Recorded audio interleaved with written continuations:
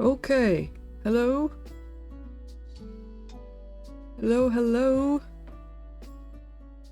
Oh, my mic's not even in the right spot. Okay.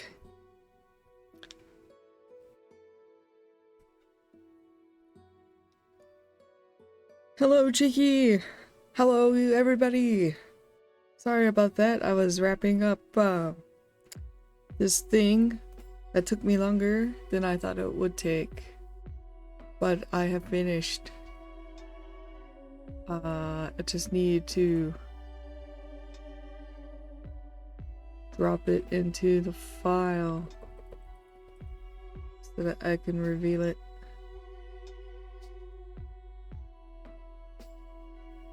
Oh, let's see, how is everybody?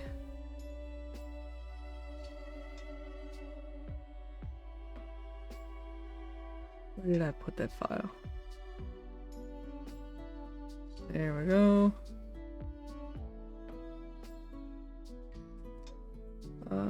Can I like...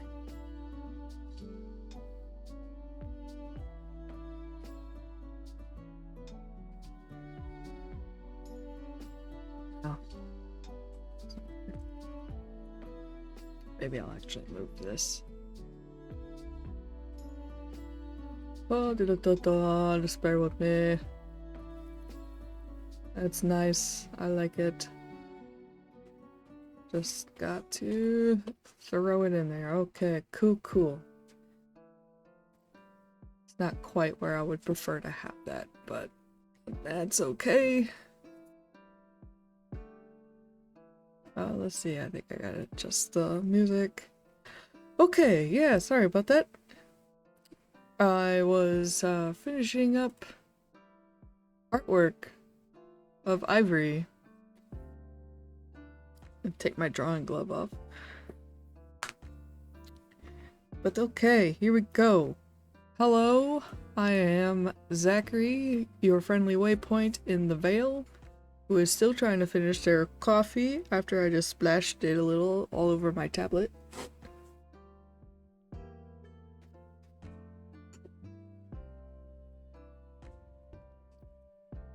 It's alright, it's not the worst thing that has landed on this tablet.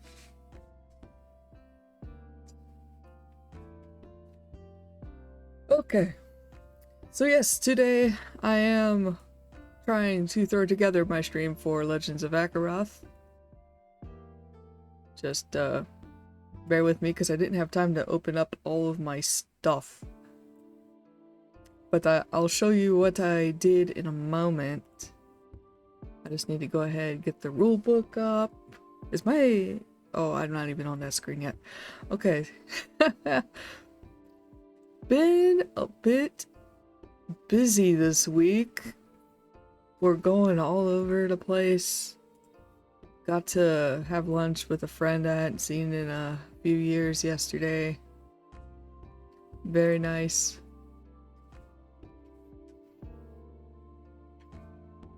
It's been sunny all morning. It's been blasting into my eyes despite having everything closed.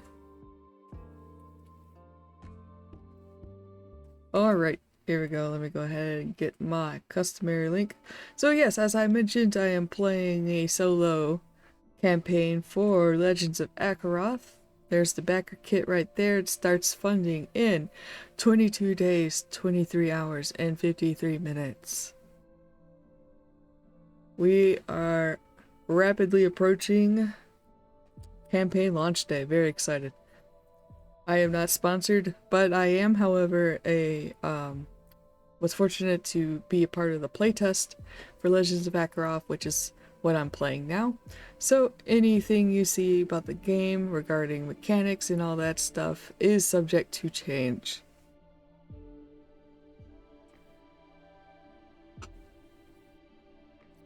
And if you'd like to get started with Loa, you can follow the Backerkit and get free demo, one for group play, one for solo. And they just released a couple of days ago. Wow, it was already 4 days ago, my gosh. Where did we go?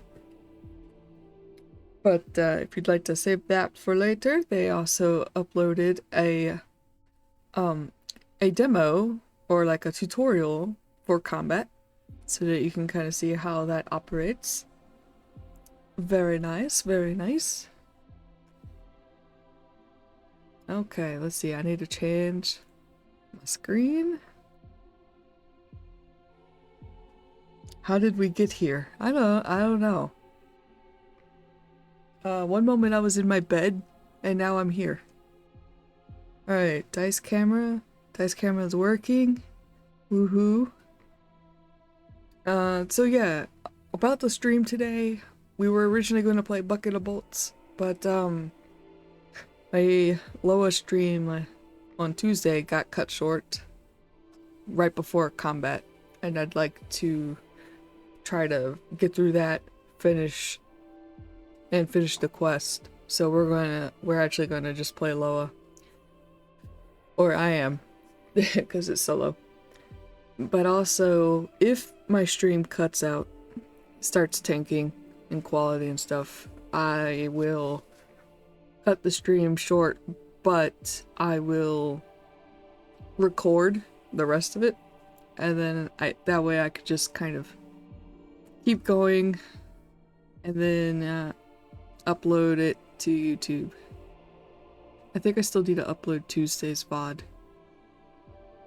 It has been pretty frustrating. The friend I talked to yesterday thinks it could be, if it's not the service provider, then it could be something internal.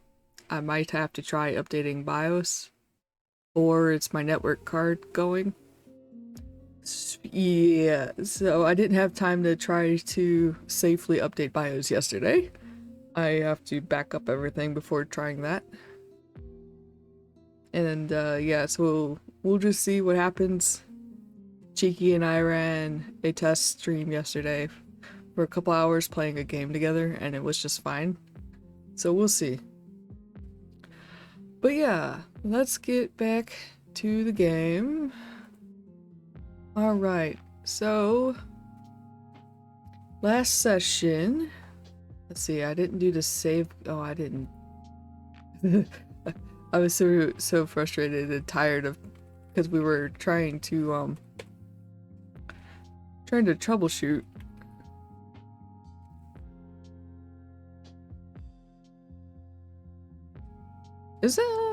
Do I even have the right session number for the stream info? Okay, I do. We are on session 10. Okay, so yeah, session 10. Alright, cool. Did not make that yet. Cool. This is still morning. Continued. So what happened last session is we started going back to Winford. We have collected the tome from Tower Yaren for the quest objective, and now we're going back to Winford to deliver it to the client. It has been misty and foggy, which kind of resulted in a couple of challenges trying to maintain where the path is. We heard a deep roar in the forest. Don't know what caused it, but we were able to get back to the path. Yeah. And then we had another event where there was a very tense moment where Cadlin's instincts kind of caught like a sound and like a feeling of danger, so they hid on the path, and we got to have a glimpse of the siblinghood that is after the book that we picked up. There was two of them, but we could only tell that one of them was a bristleback like Cadlin. They moved like soldiers, and they were just sort of like soldiers, but they didn't have any insignia or symbols. After that, the next event was routes across the path. We had to kind of make like similar to like a dexterity kind of check. Ivory hurt his ankle, he twisted it. He was able to heal it, but it's still kind of sore. And then the fourth event was that we came across a petalene tending flowers. This is the petalene. And I had to roll to see if we startled it. I got mixed. And I interpreted this to be like, I got to learn about the petalene, because that was the success type result. If you failed, you would scare it away. But since I rolled a mixed success, I figured I'll learn about the petalene, but it'll bring us at a danger level of 4. And now we have to fight with the soldiers that we saw.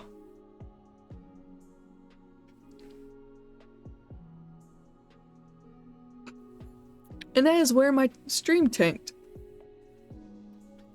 So we will pick up from there. Because I was just going to grab... Let's see, I should have done this before, but like I said, it got pretty busy. I wasn't going to create custom details about these soldiers. I was just going to borrow some stats from some low-level enemies, because I don't want to pick something too strong, because we're both... Cadlin and Ivory are still level 1. And I've been learning the hard way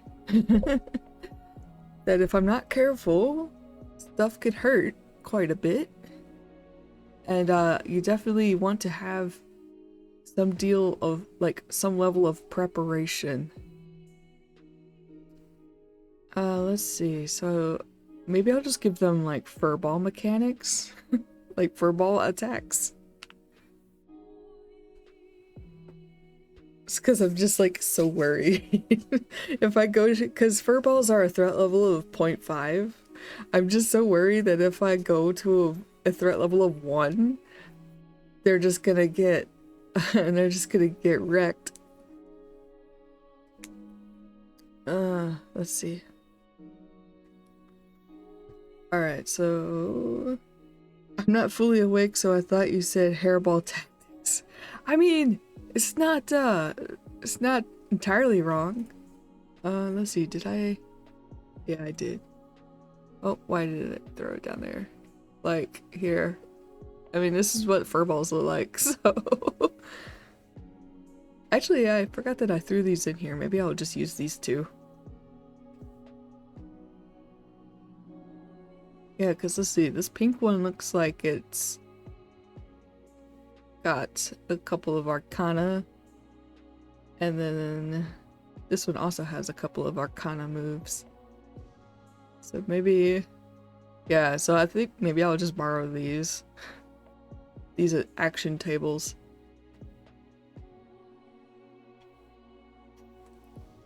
Because I didn't want to spend too much time creating custom enemy tables for these.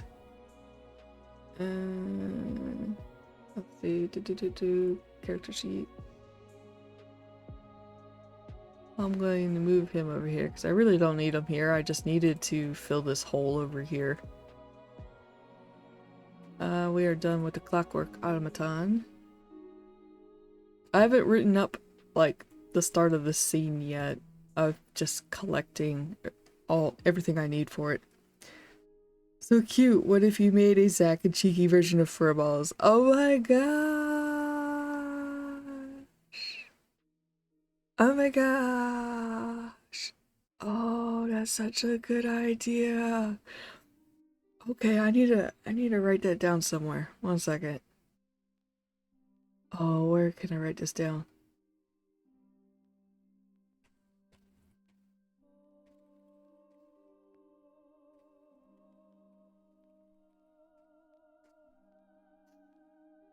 Okay, there we go. I have logged the idea somewhere. Oh, I need to put that in my new idea place, but if I pull that up, it'll show on stream. So, alright, Okay, so yeah, I have a place that I can put that. Let's see. Okay, my combat tracker is going to need to be updated.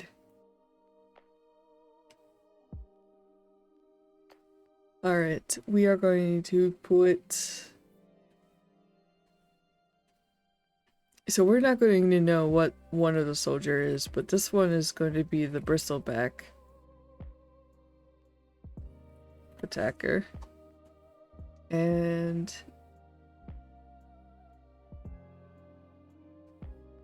Alright, so... defense will be 4 out of 4. And then HP is going to be 7, speed 6.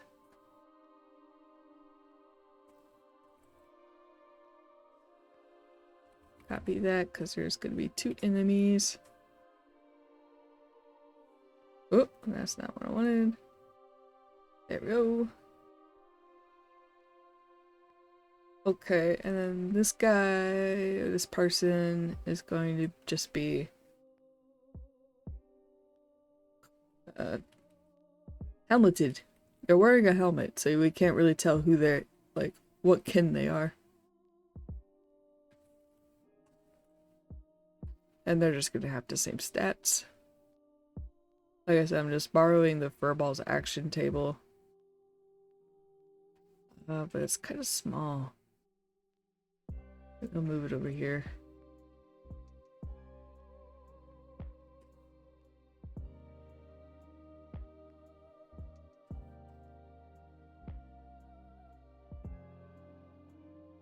Yeah, there we go. Kind of a long page, but now I don't have to flip between too many things. Okay, and then... Okay, so also too, I wanted to show you the ivory art that I just finished. Here he is. Pay no heed to the purple void here. I wasn't sure how much was going to get cropped off, and I wound up putting my signature there, so more of it got visible than I expected. But anyway, here he is in all of his smug bastard glory.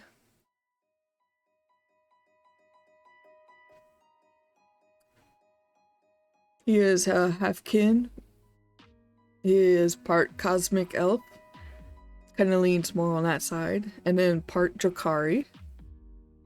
Oh, not Drakari. Inferni. So he's got the horns and a tail after Inferni.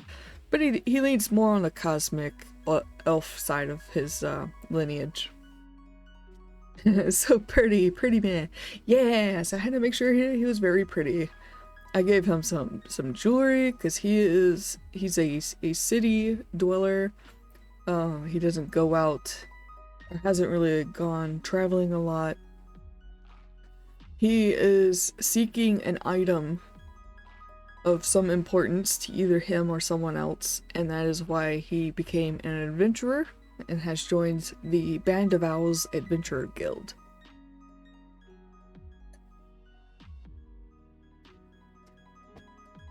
And so far he's taking kind of like a rival relationship with Cadwin. They did not really get off on a good start. Cleaning up a little bit of water. Dribbled everywhere. But who knows? It could blossom into something more. He could even turn out to be the big bad guy. Don't know. I do not know who the big bad guy is yet for this game. I just decided to see kind of like what kind of story would start developing. And I got a little bit of one. But yeah, so that's Ivory Vonner. He's a healer, which turned out to be like really great because I randomly rolled his class, and a healer is going to be super awesome. Let's see. I actually... Okay. What to say? Then for continued. Alright, so let me open up this scene, and then...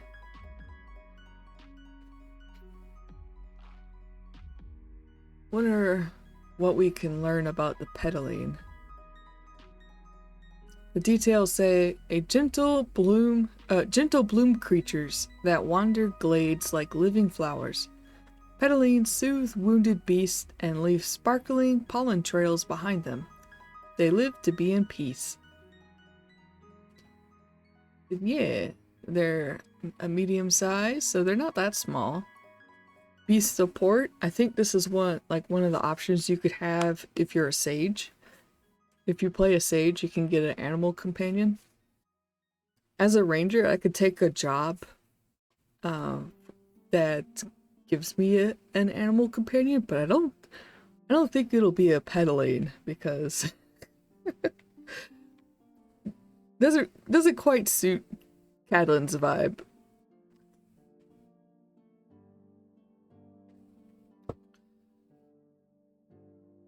But let me set the scene.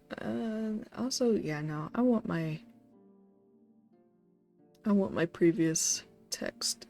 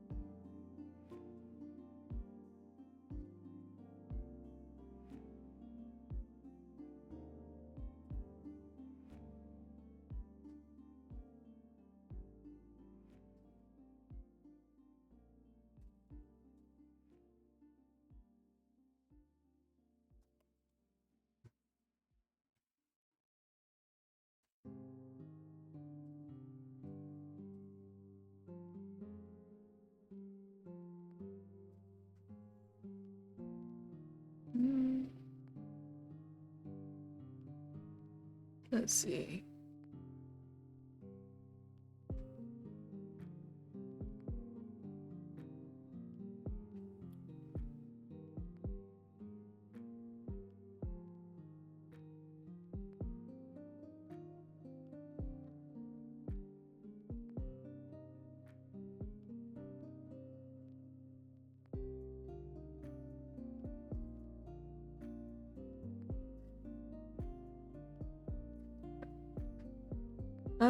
Let me read and then I'll voice my idea.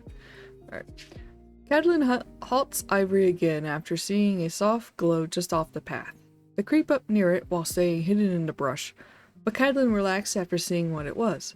A pedaling, casting life-giving magic upon a patch of flowers.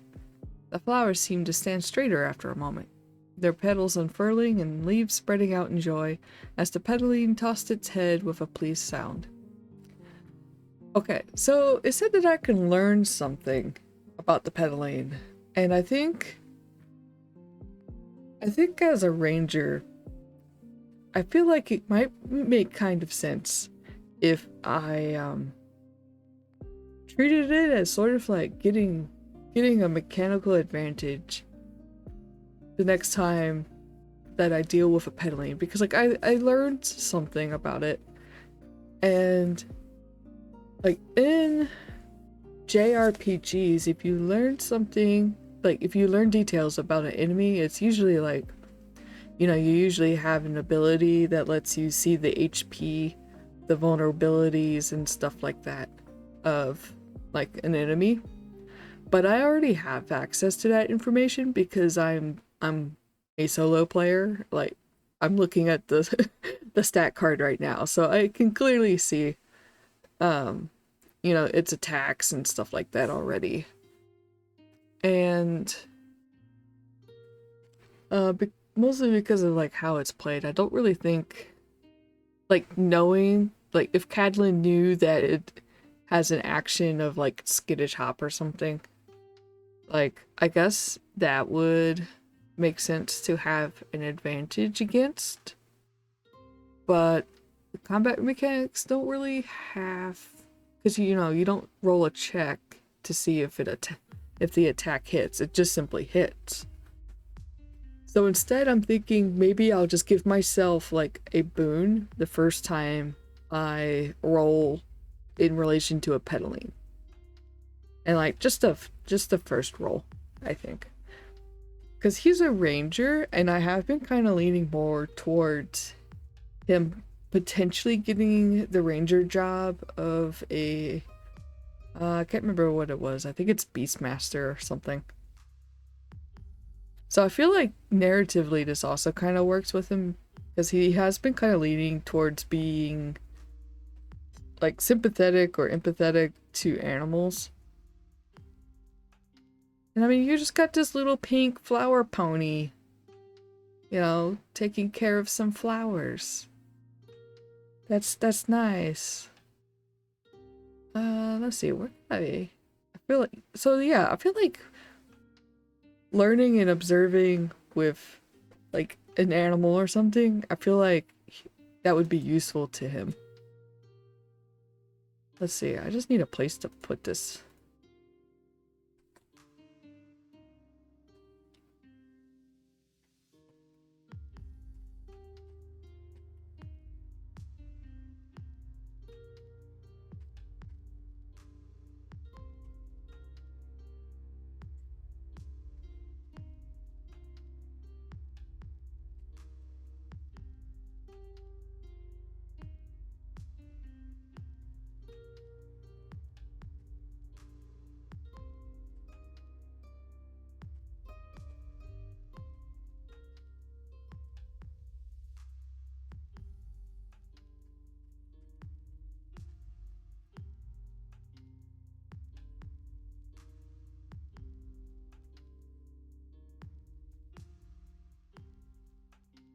Okay, there we go. So I just made a note so that the first check or roll against the pedaline in any way doesn't have to be combat. I'll give myself a boon. Because yeah, who knows, maybe I'll bump into a pedaline again. And I just feel like since I learned about it, I should be able to leverage that information. But I don't really know what I could learn specifically. So okay. But because we dallied, the soldiers have discovered us.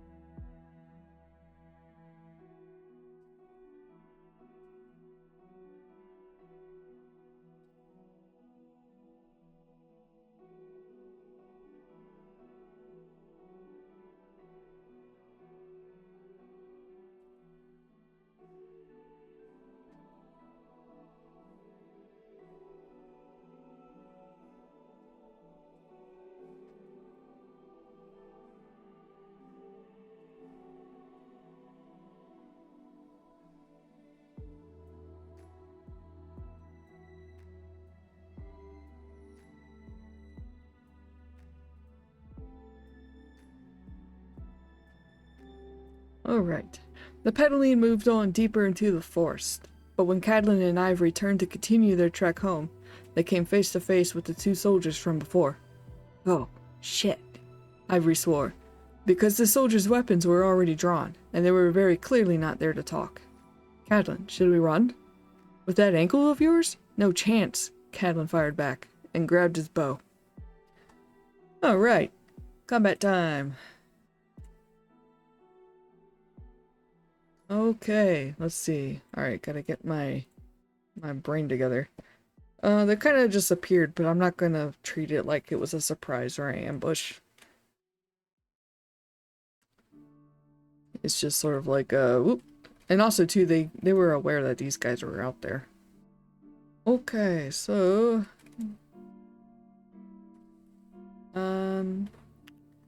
Need...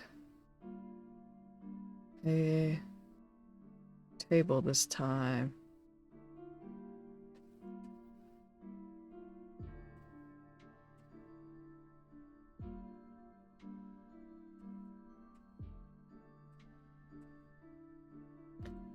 I feel like it might be kind of helpful if there was some sort of like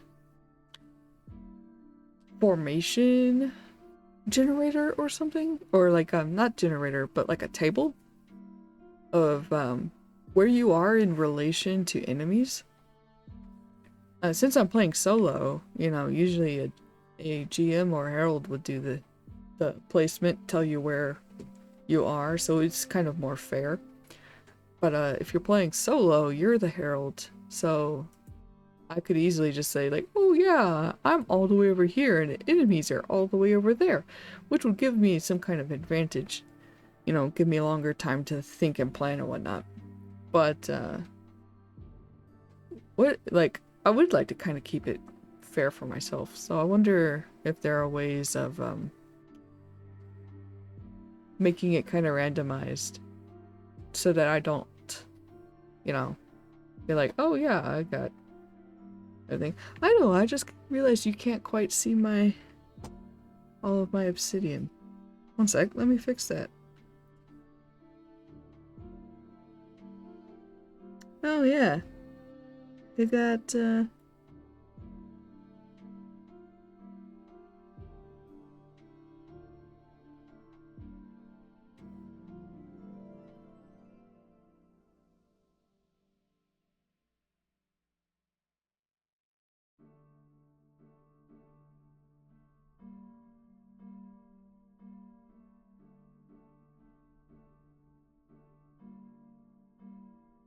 there we go. Sorry about that. I must have moved it when I was rearranging something else.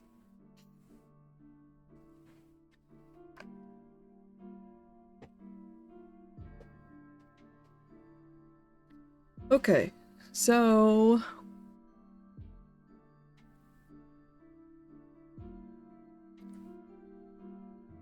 where are we going to be located? I mean, there's only two of us, so, and two of them.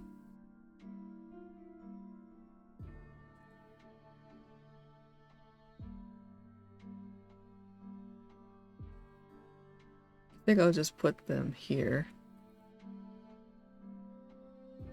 And then we'll just put us here.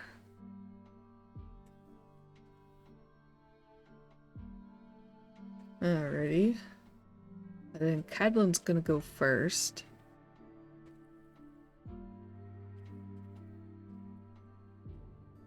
Round one.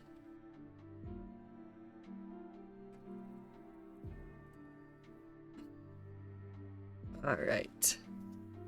Now what's the range on his bow? Range 10. Oh, that's peak. That's excellent. I actually need to check to see sometime if there's a melee disadvantage or something for ranged. Because I don't think it says, but I should probably check. Also, so, alright. So my first action, I'm going to go ahead and attack because I'm within reach.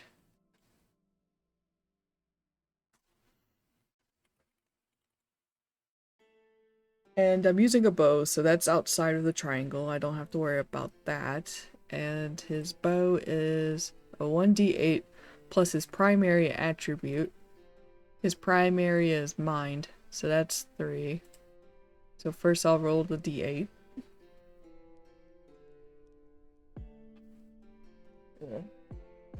D8. Got a 6, so plus a 3.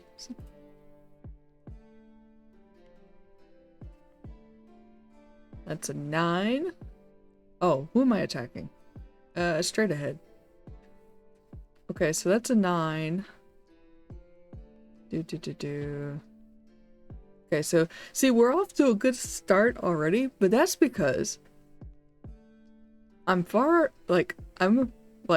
of range for a counter, and I get to shoot with my bow. This is what could have happened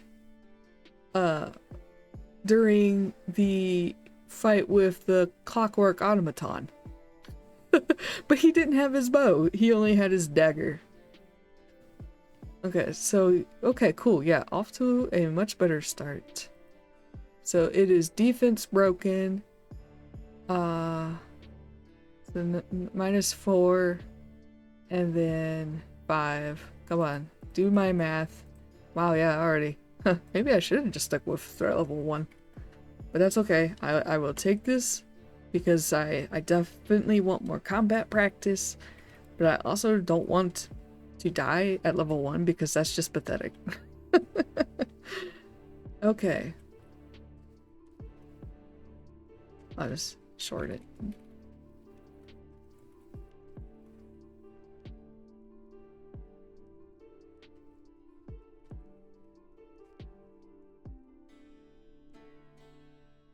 Just kind of recording my notes so that I can review stuff later if I feel like, hey, did I do this right? Okay, so he successfully took out that one, but I think while I have complete control over what I'm gonna do, I'm going to attack the helmeted one next. Oh yeah, that's a 7. Plus a 3, that's a 10. Yeah. See, for daggers, it's just a d4 if you don't have to step it up or down. And then there's no primary attribute to add. I think it also has push. Yeah. So technically speaking, I think these get pushed back.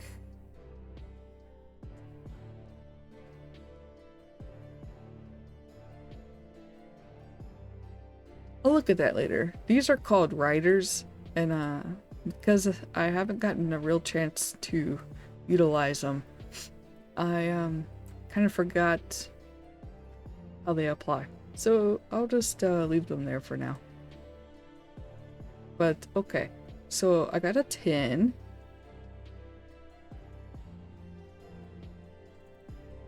So this person... Wait, that's not right. I did not do that right. Did I? 9 minus 4 is 5. Yeah? Alright, so 10. 4, 6. Okay, I did that right. God. The coffee hasn't kicked in. Ignore the fact that it's 44 minutes into the stream. Okay, cool. So HA is defense broken. And now we're gonna follow up with Ivory. Ivory's turn. Okay, let me grab his Waymate sheet. Grab my D6. This is the first time we get to use Ivory in combat. Woohoo! Ivory is a Waymate, so he gets stats. I've opted to not manage tempo for him, so he just gets a hold action. And then I created an action table for him. based on the guidelines in the book. So he has a couple of moves on an action table, which I'm doing now. He rolled a 1, but he is not within range to do that. So I think that would just, I could just try to treat that as a move.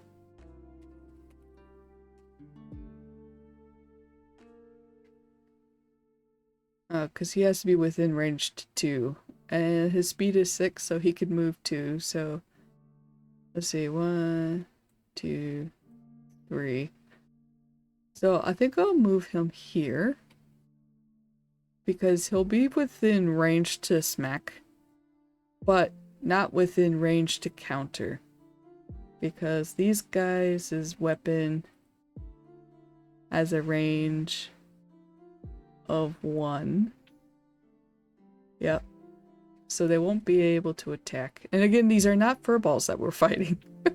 I'm just using their stats right now because I didn't feel like crafting custom ones for these rando soldiers. Okay, so move 1. He moved. He's not gonna attack. Action 2. Let's see what he does next. He got a 6. Oh, he's gonna benediction, but he can't use benediction because no one has taken damage. So maybe I should just go ahead with the staff attack then.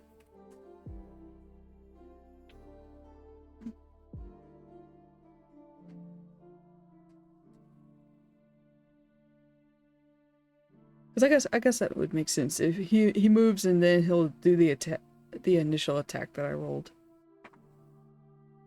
Okay, so he got a 5. That's pretty good.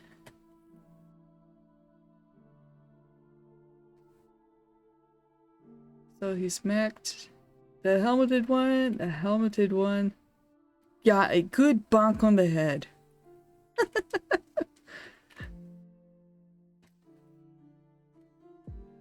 Oh no! Already? It hasn't even been an hour. Okay, stream lag is happening. That's much sooner than I expected. Because it's been kind of doing it like 2 hours into the stream. Oh, that's so weird. We did a 2-hour test stream last night. On a test broadcast. And it was perfectly fine.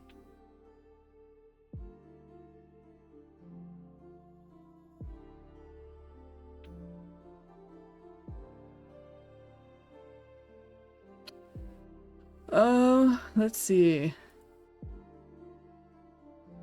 Cheeky, do you happen to be on together right now?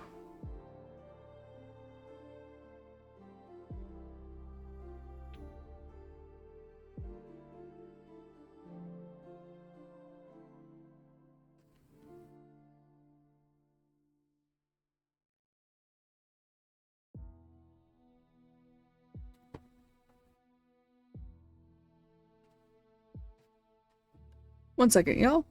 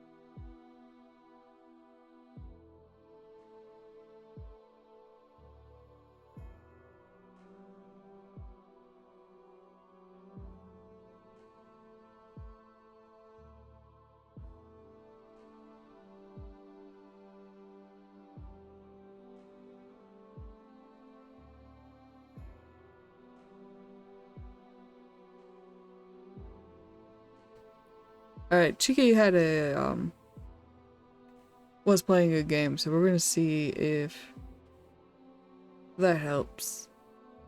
I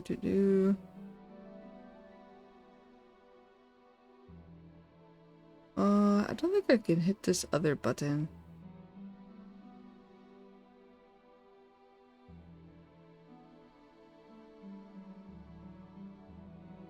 Oh, there it is. Yeah, I can't hit the other button while I'm live. So yeah, just bear with us for a moment. We're going to see if something can help.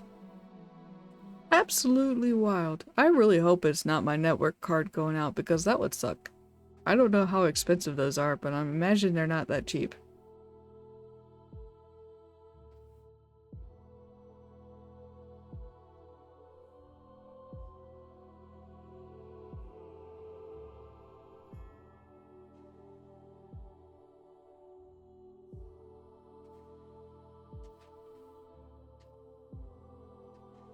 Let's see. I think she might have turned it off. I am still getting red though.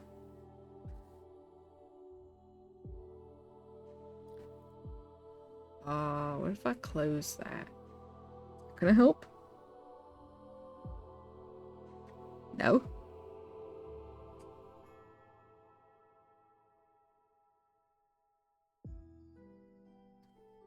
Oh, where's my task manager?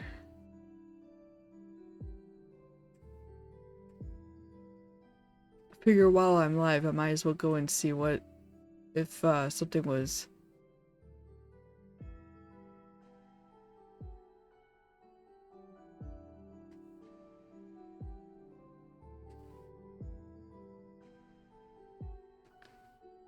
If something's hogging resources.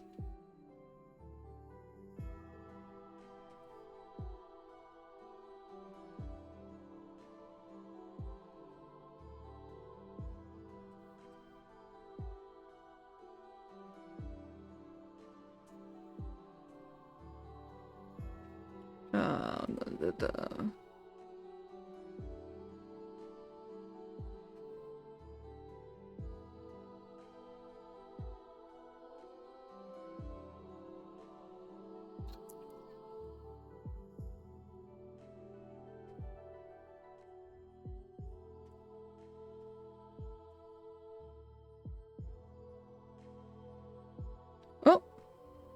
Oh, it's actually green now. Hold up, wait a moment. Are we back in business? Okay. Wow. Yeah, the only thing that happened was I think Cheeky closed her game. Alright. Well, okay, so we're back in the green. I'm gonna keep on moving ahead. I also closed out the Twitch stream manager, so now I'm just operating off of the chat widget inside of OBS. Okay, sorry about that.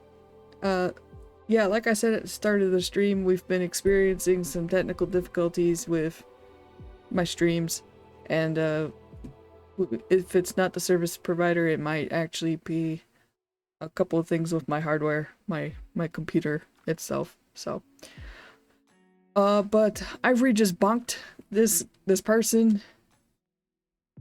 It's looking good now. Yep. Yeah. I'm not sure if it was you or if it was me, but it's good now.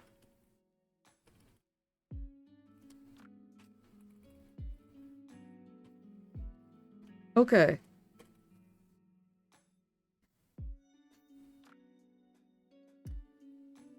I'm the problem. I don't know. You might be. Because I know we were having, when we were first using On Together, we were having connection issues with that. And I think we were both on the Wi-Fi at that time when we were using it. So, I don't know, maybe there's something with the, like... But it's also weird because you and I were also both playing a game together. And I feel like that game was pretty resource heavy, so I don't really know why one together would, you know, do that. But okay, so Ivory gave the helmeted attacker a good bonk with his staff.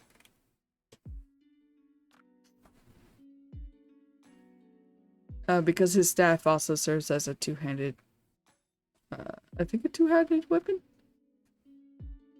I need to check. I did not write down if it was two-handed or not. But either way, he whacked, he bunked. Now the bristleback attacker is going to move.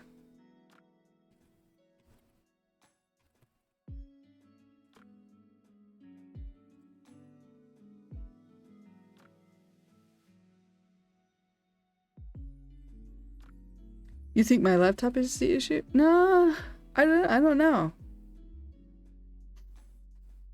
Because I mean, it's fine now. And you're probably still using it.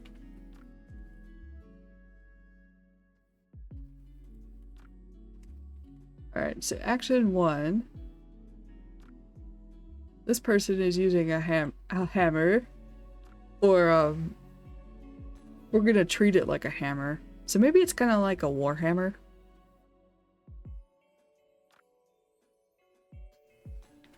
And it's going to move, they're going to move 1, 2, 3, 4. Yeah. So, straight to Cadlin. Or, actually maybe to Ivory, because Ivory is right here. And also just bonked their comrade over the noggin. I've decided, this person's not dead. I'm gonna get to that after this because I feel like we're gonna win. Okay, so bristleback attacker is going to go against Ivory.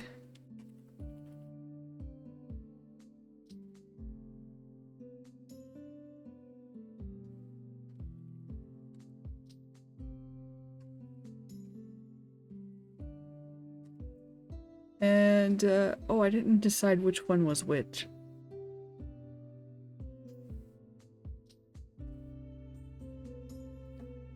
Well, I guess it's gonna be the purple one because I was like, oh, it's gonna have a warhammer. Alright. Got a 6, that is haunt bounce.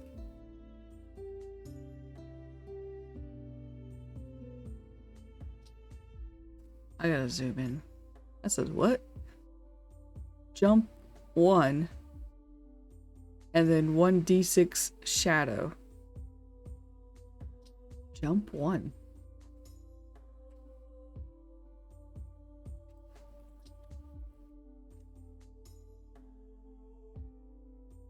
Need to look that up. I'm not entirely sure what that means. Jump 1. Is it...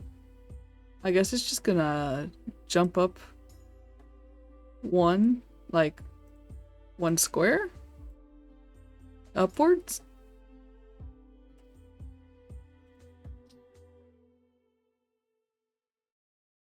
I am checking. Oh yeah, it really does not say. Okay. Yeah, I guess it's just gonna jump on me and then do 1d6 shadow damage. Whoop! That was not good. Oh! A crit. Ouch. Okay. Ivory about to take a big ouchie. Oh! The ouchie continues.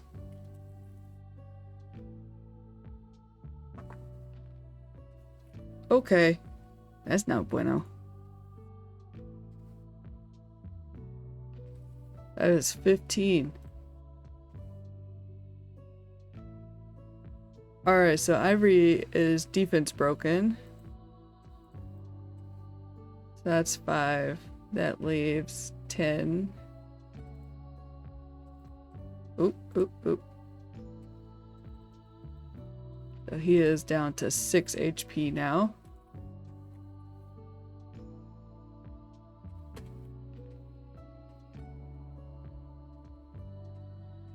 And that's it for his turn.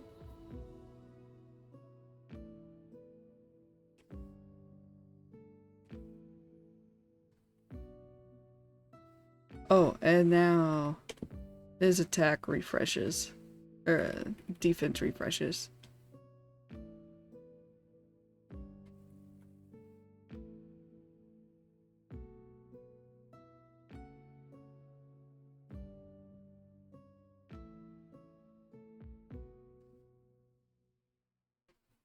But it's back to Cadlin's turn. And then action 1 is naturally going to be an attack after seeing poor Ivory get whacked. He eagerly rushed ahead in battle when maybe he should have stayed back. Alright, 5 plus 3. That's 8. And this guy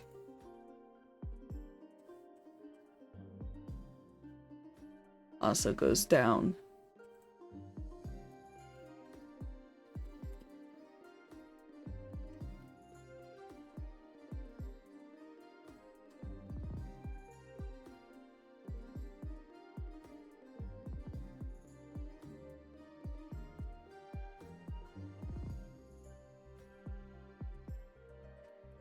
Alright, and now combat is over. Woohoo! Oh, it just hit me. Shoot, see, I keep forgetting about counters. Ivory can counter. Alright. Well, it probably wouldn't have mattered. He probably would have died. Well, not died, but would have lost HP. Yeah. This is why I'm like, okay, I need some combat practice, because the more practice that I get, the better the flow of battle will stick in my little peanut brain. Because the little peanut brain sometimes has difficulties remembering a list of actions, and I might make myself some kind of like checklist, you know?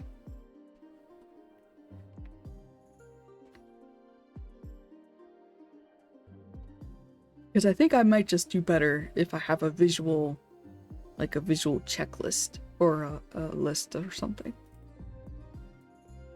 Alright, I'm just gonna zoom back out. Okay, cool. But we did it! Yay! It's so much easier when I can actually attack with my proper weapon! I'll probably just delete that. I really don't need that picture there when y'all have it on the screen. Okay, I'm going to write how this went down.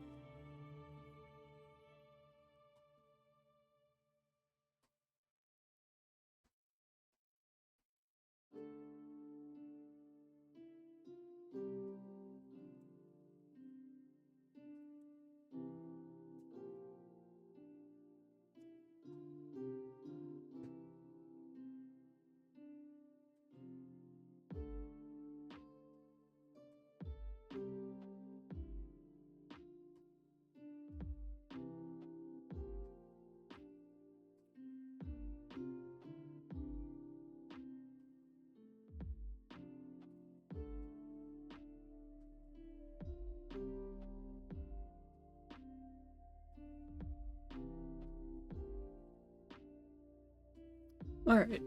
Adrenaline surged through Cadlin's veins as he quickly drew an arrow and launched it at the bristleback soldier. The hit landed true, and without faltering, he fired another arrow at the soldier with the helmet. That hit also struck. Ivory must have taken it as a positive cue and rushed in. He struck the helmeted attacker with his staff, and caused the soldier to stagger backwards, hands dropping their sword in order to clutch at their surely ringing head. But the bristleback was on him in a flash with their warhammer, and Ivory, completely exposed, took a bad hit. Shit! Cadlin acted quickly and launched another arrow. It hit the bristleback soldier, and after they recovered, they turned and pulled at their still dizzy companion to flee. Cadlin didn't chase after them. Instead, he ran to Ivory's side as the healer struggled to remain standing. "Are you alright? Do you need a potion?" Cadlin asked, fumbling for his bag. Ivory waved him off. "Don't bother. I'll be fine." The dictionary. I decide this is one word. Okay. Okay, so yeah, that concludes the combat. So, Ivory took a bad hit. We are pretty close to Winford, but we did travel from the path, so I think we're gonna have to get back on the path. So we're not out of the literal woods just yet. Now that we're out of combat, his defense is going to restore, but he is down to 6 HP. Let's see. I could try...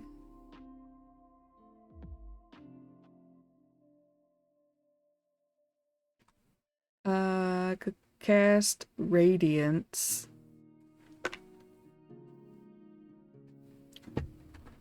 Because he's got plenty of SP because he decided to rush in with his staff. Okay, so target heals 1d6 HP and gains +1 die on next attack or spell. So he's gonna do this on himself.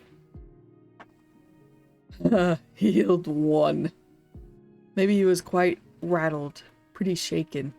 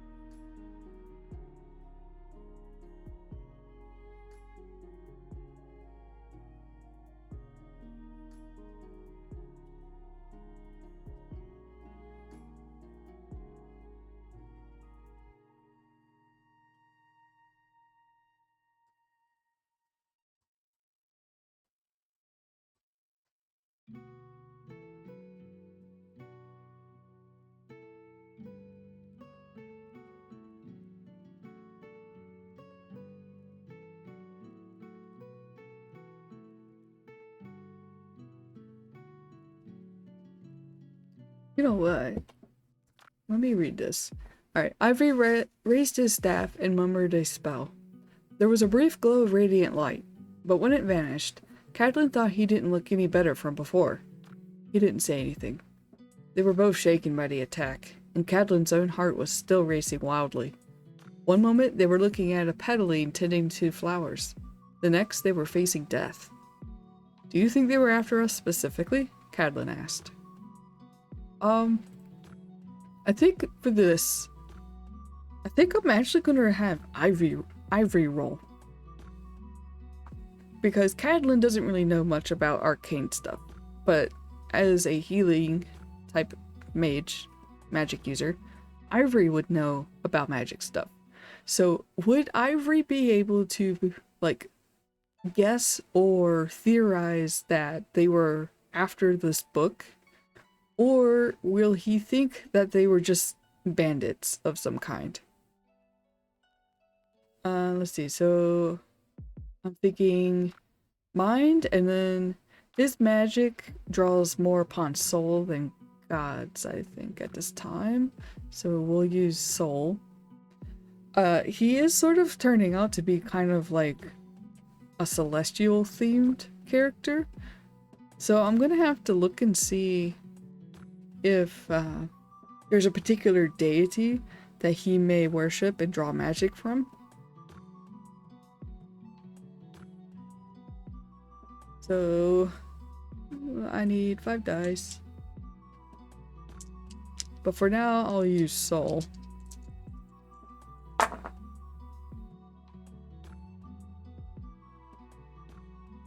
Alright, so he got 1 success.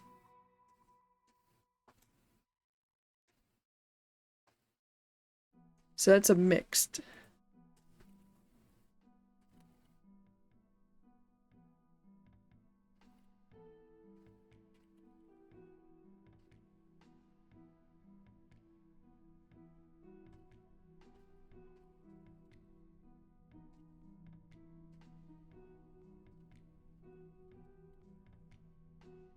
By the way, there is a plugin for Obsidian that makes noises when you type. One of them is like a pin scratchy sound, and I think the other is like keystroke sounds. I can't remember if there's more sounds, but I know that there's a plugin for that. If y'all are interested in me getting that plugin, let me know. Because I know Hime Utsuki uses it for their streams, for solo games. But I wasn't too sure if I should use it myself or not. But I do realize that there is like a bit of dead air when I'm typing. I can't read while I'm typing, or like read it out loud as I type, because I wind up my brain gets the wires crossed and I start goofing up when I'm reading or what I'm typing. So I know it gets a little bit silent when I'm typing out scenes. So yeah, let me know if that's what you want me to try using.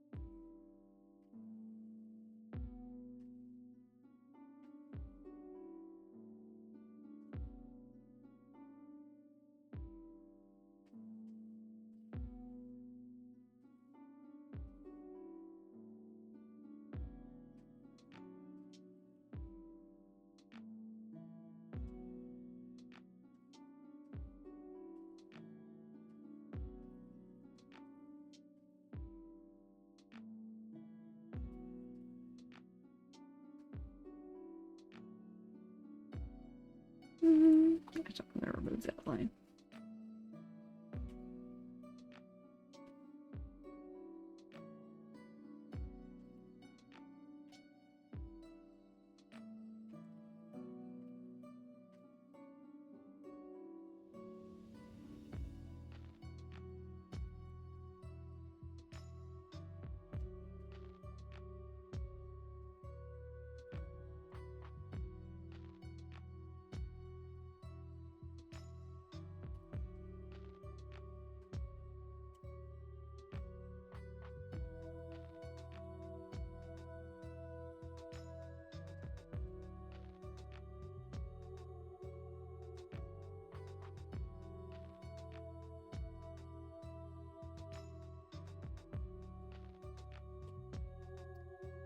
Ivory's brow furrowed. It's possible. The tome we picked up is definitely powerful. I can sense the magic from it even now, from inside the bag. But I don't know what they would want it for. They might be bandits. I've seen bandits, Cadlin said, shaking his head. But those two looked more organized, like soldiers. Well, let's get back on the path before more show up, or they decide to try again. Ivory straightened up with visible effort, and while leaning on his staff, started walking. So Cadlin's not exactly, like, new to the perils of traveling and stuff like that. He was in an adventurer party, a couple of years ago. So I figured he's probably seen, like, what bandits look like. But Ivory, who's a city dweller, who only recently became an adventurer, probably has not really seen bandits. And we did establish in a previous session that these two looked organized and they moved kind of like soldiers. They're kind of dressed like soldiers, but they don't have any emblems on their gear. So they are like kind of unknown, very strange, unusual, and dangerous. Okay, but we need to try to find the path. Because it's still foggy. Let's see.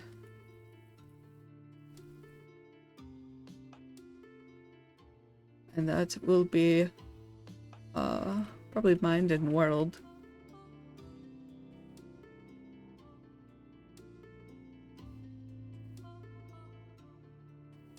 Alright, Cadlin.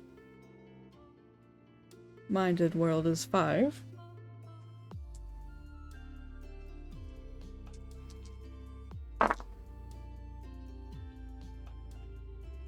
Alright, cool. That worked. I won't even roll for Ivory. Ivory is just like... still gonna have to... I think typing keystroke noise would be cool.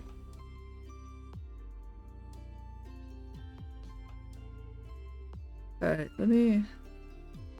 I don't know what it's called. Click-clack? Typewriter, mechanical seat. Checkbox sounds. Oh, checkbox sounds would actually honestly be nice. Make a little ding.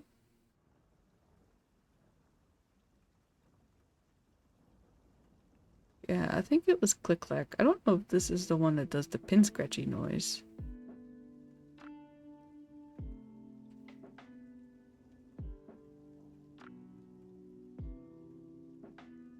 Currently, it's unavailable from the plugin market. Yeah? You sure? Because it's right here.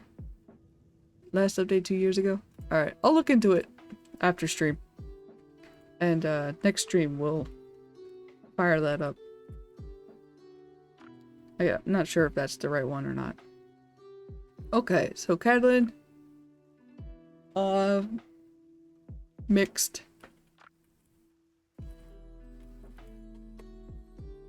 So it takes them a while. Maybe they lose more resources. Maybe they had to eat a ration or something, but they found it.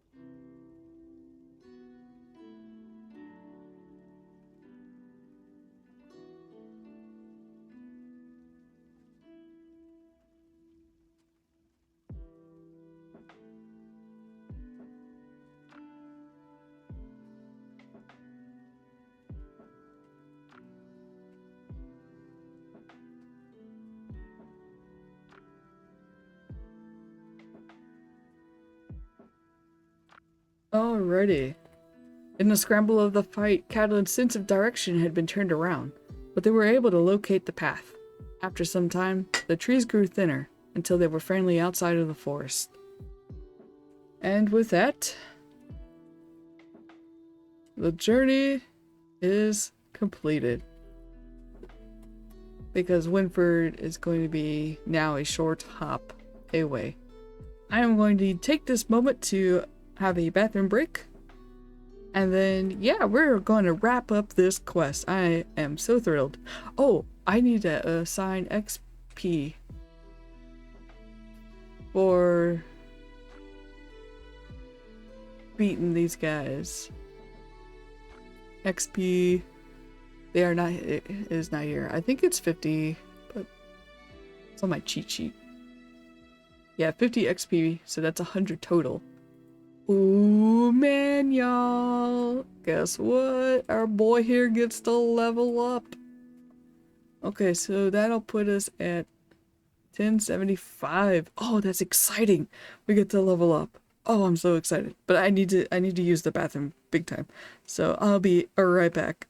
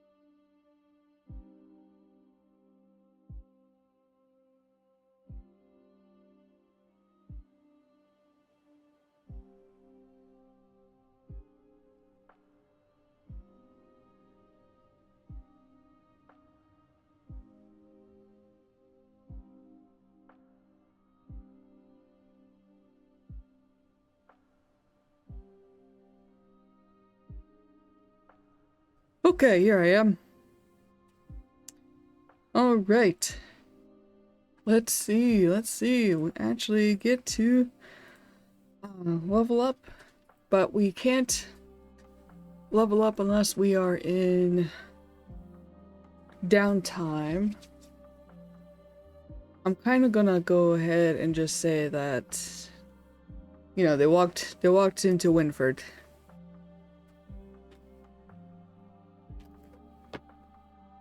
Because like we just came out of the forest. There's like a little bit of a walk to Winford, maybe like an hour or so, but they're out in the open air now. They are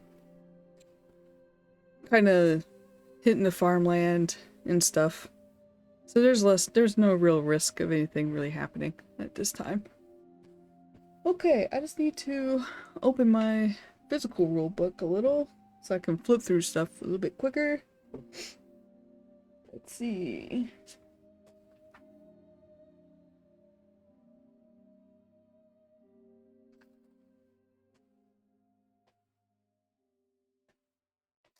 Okay, so we need to drop off this quest item.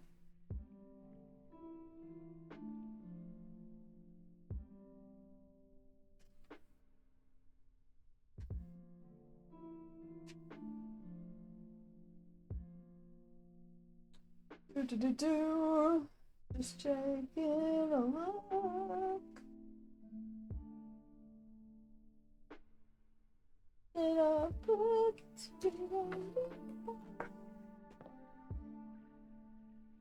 Where's downtime?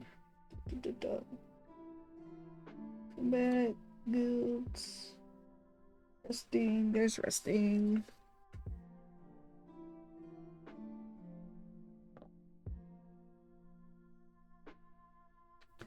Okay. So yeah, we get 3 activities. Should I count the quest delivery as an activity? I feel like that probably should be the case. Let's see, where's my factions? And then I also wanted to see...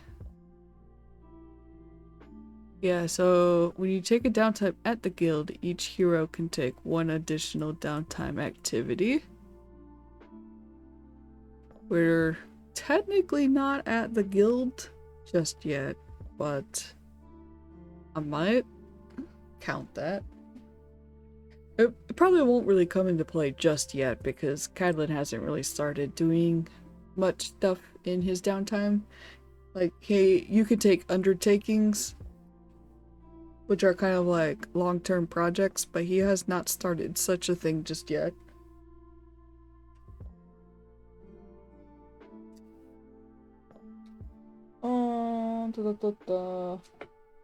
Okay, so my quest, we have returned to Winford, and now we need to actually deliver the book. Go ahead and pull up a couple of things, because we may have to do a little bit of character designing.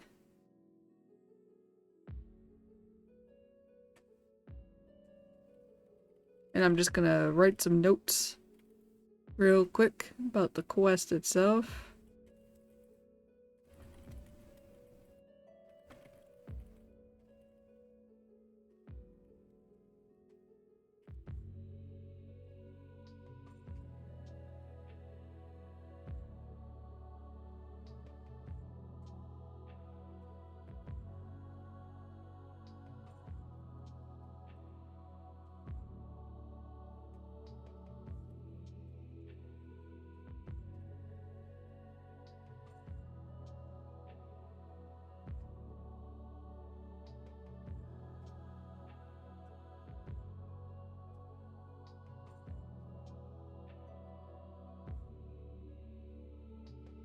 Right, so during the trip through the forest back to Winford, Cadlin and I reobserve and are attacked by 2 people that moved and dressed like soldiers, but didn't have any emblems or insignia on the gear. They were defeated and ran off.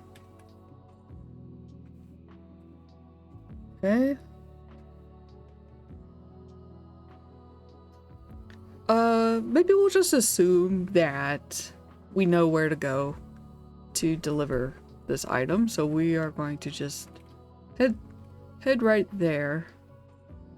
Maybe, let's see. This is a composer, so they write music. Maybe they also play music, so perhaps they're at a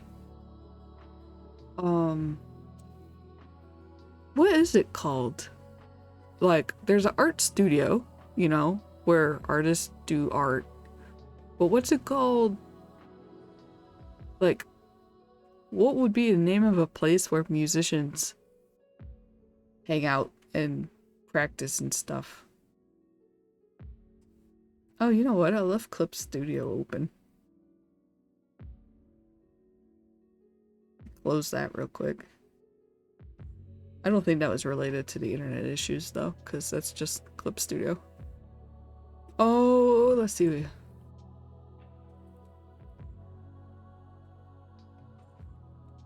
Let me look up online real quick. What is a conservatory? Institution for education in musical performance and composition. Alright. Ooh, from the Italian Conservatorio.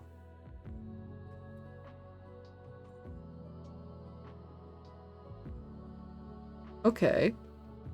Alright. Ooh, actually, hold on. This would be a good job for the mythic.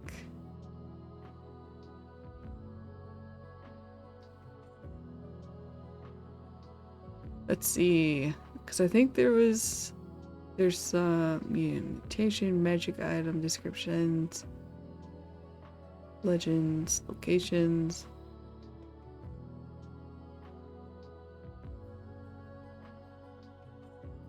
Descriptions.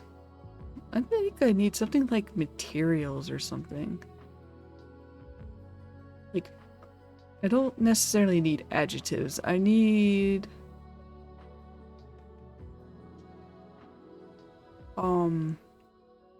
objects, I think.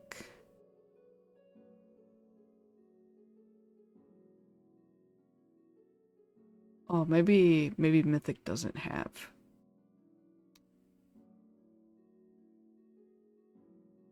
Cavern descriptors, army descriptors, adventure town. Yeah, see, these are descriptors. I guess I need more tables. Apparently. Apparently I need more tables. Like, I need objects. Cause I have a D20 table of motifs. Maybe I'll just roll on that. Cause I need to give a name to this conservatory.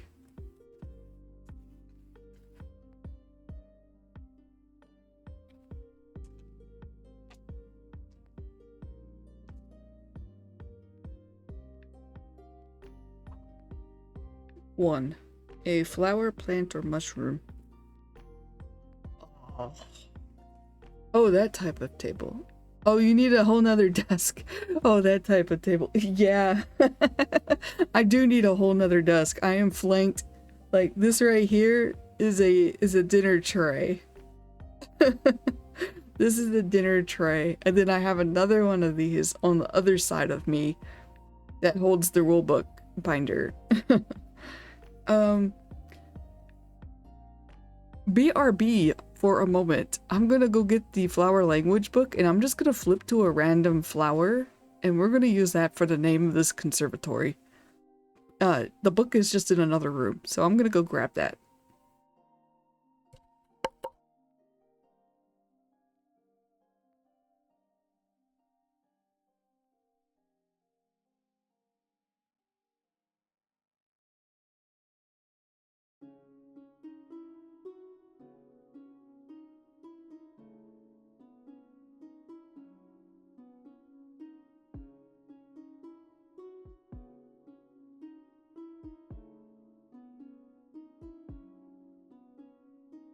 Alright, I'm back.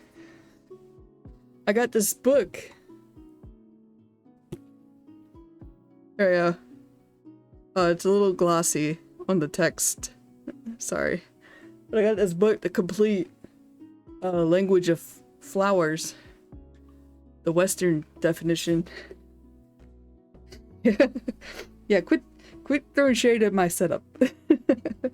Okay, so I'm just gonna flip to a random page and oh, actually, wait, how many numbers are in here? Because each entry has a number, so that you can quickly, and there's a couple of indices. Let's see. So they're all numbered. There's 1001.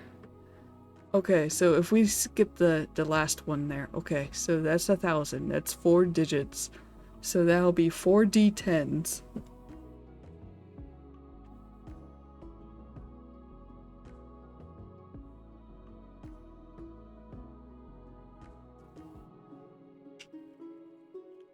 I just gotta pick out 2 more D10s. Okay. Ooh, ooh. Let's see, I can't read you. There we go. Okay. They happen to be the same, two of the same series of dice. So I think what I'll do is the dark blue ones will be the first 2 digits, starting with the 10s, and then the light blue ones, the teal ones, are going to be the 3rd and 4th digits. Okay, so I got 0, 9, 3, 9. So 939. That is going to be...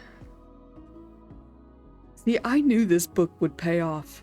I have used this book several times. Oh, it doesn't have a picture. Triptylian spinosum. And it's the symbolic meaning is to be prudent. And then other symbolic meanings. Let's see. Triptylian spinosum blooms a bunched cluster of small bright blue flowers with bright yellow centers.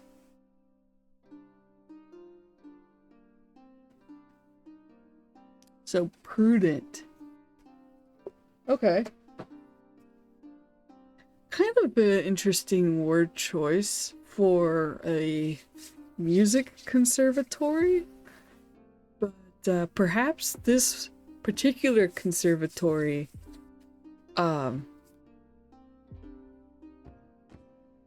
like, oh, it's, I have an idea forming, but it's a little hard. Let's see.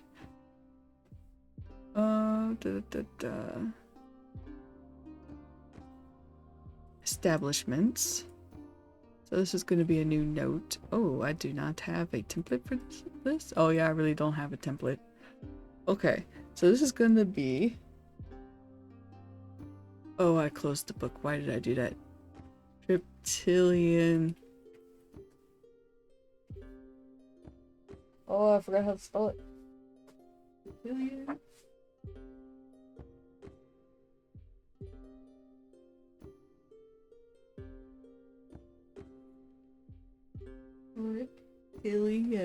Triptylian. Yeah, okay, I spelled it right.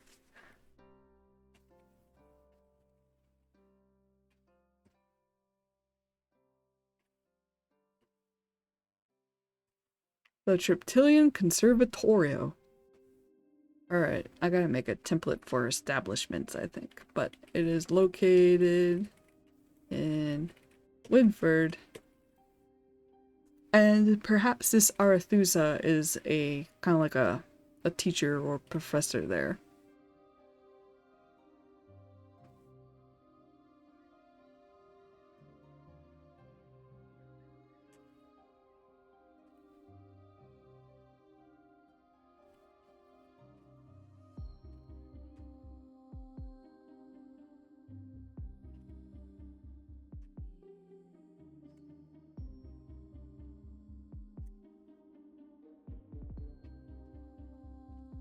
I'll look up the last part of that later.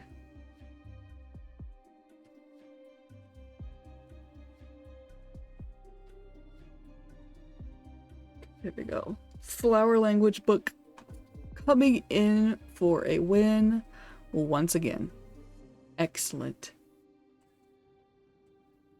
So that is where the guys are going to go because Arethusa is a professor there.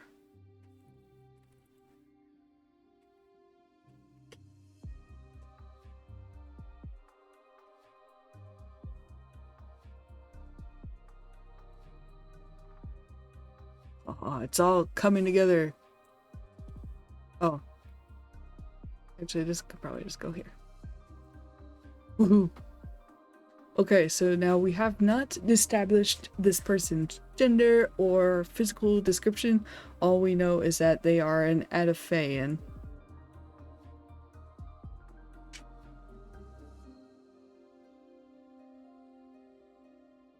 Okay. I have once again forgotten to sort my character design deck.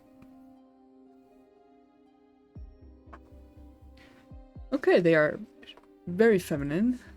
I think I'll just go ahead and also just make her she, her person.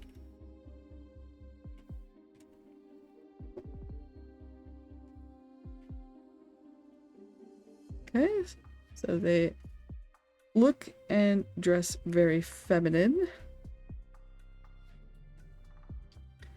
Adaphaean can have supernatural, well, not supernatural, but like different skin tones other than natural skin tones. So maybe I'll roll for that next after body type. Let's see, blue one's gonna be height.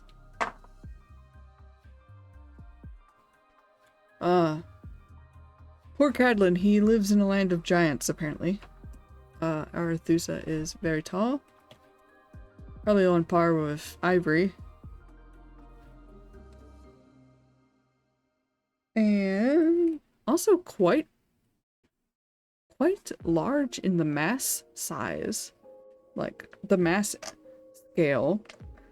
So not only is she very tall, but she is also like pretty bulky in frame.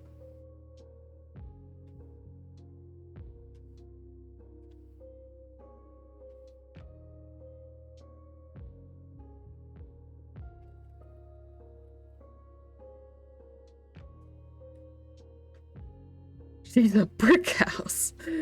Yeah. She could probably do some kind of damage if you were to piss her off. But seeing as how she commissioned this book of like joyful music to kind of help heal, like not physically heal, but like mentally heal people who are struggling.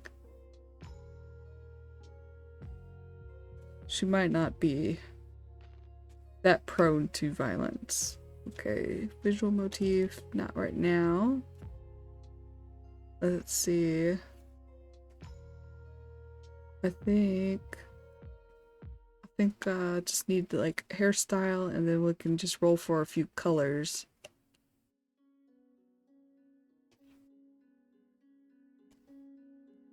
I think she's gonna be older too.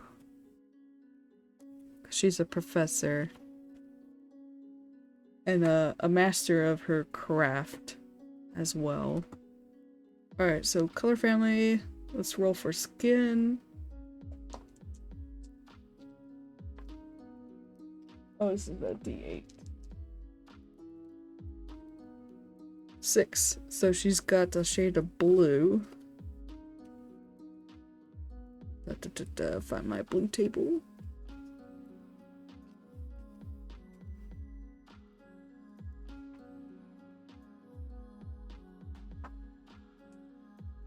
So it's like a light blue, kind of like the color of the sky on a cloudless day.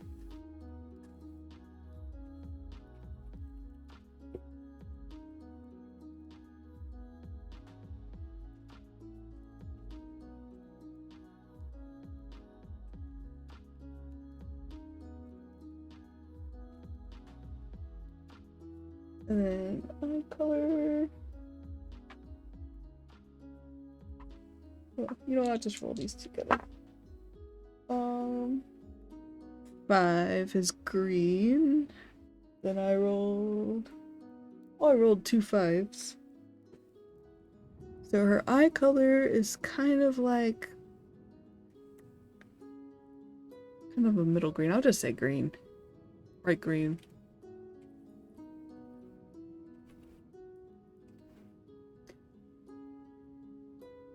Let's see, and as an Adaphaean, they sort of glow a little too. Okay, there's my hair. Hair length. Is hairstyle behind it? Yes, it is.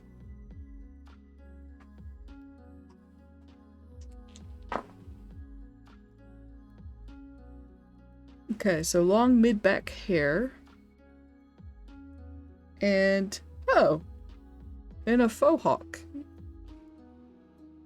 I mean, it's not really too much of a faux hawk because it's really long hair, but okay, so kind of like shaved head, like shaved, very close cropped on the sides, and then the top part is very long, reaches down the mid back.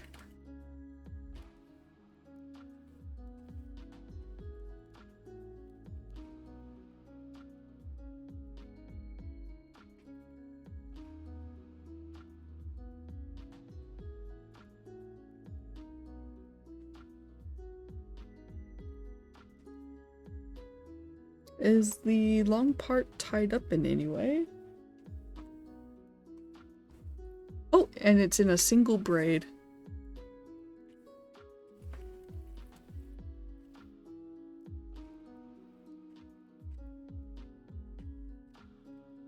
And then hair color. I think I'll just kind of make it black because I feel like that would pair very well with the blue, light blue and the green eyes.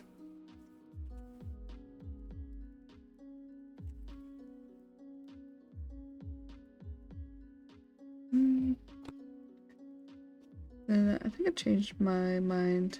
Maybe I do want clothing style. Where did I put that?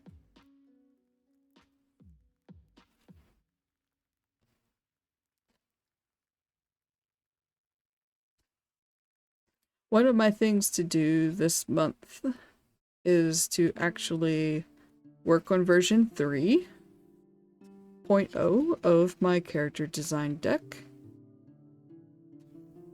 I want to go ahead and make that, not just so that I can release it, but also so that I can use it myself. Because the 3.0 version is also going to be where I release a pretty design version.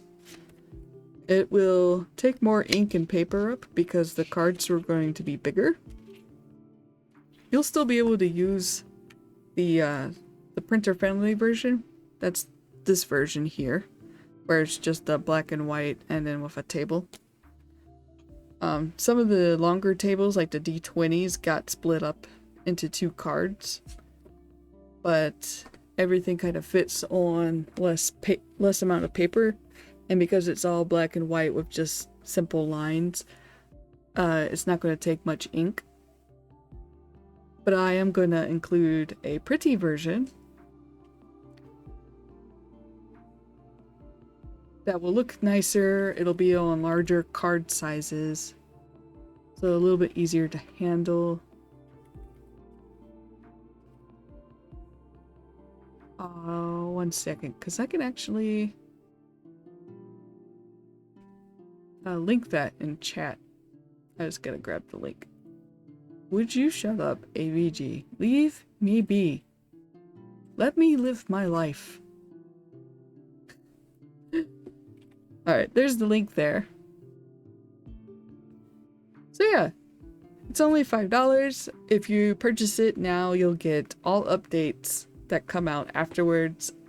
And I am going to be adding a couple of sci-fi cards after I got some excellent feedback from a sci-fi fan who used the deck and greatly enjoyed it. It was pretty awesome. And as you might have seen, I do use it a lot on my streams. I had made it for like art purposes, but it's actually been working out pretty nicely for my roleplay too in my games.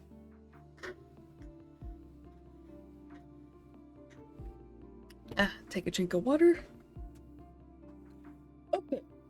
So, Arethusa Malor uses she, her pronouns. She is an Adaphaean. I don't have a picture of an Adaphaean in here, actually. Adafayan are not a playable kin in Legends of Akeroth at this time. That may change in the future. Who knows? But I mean, probably wouldn't take too much work to flavor them into a Loa game because kin don't have a lot of perks or anything like in Draconim. Let's see, where's the core rulebook?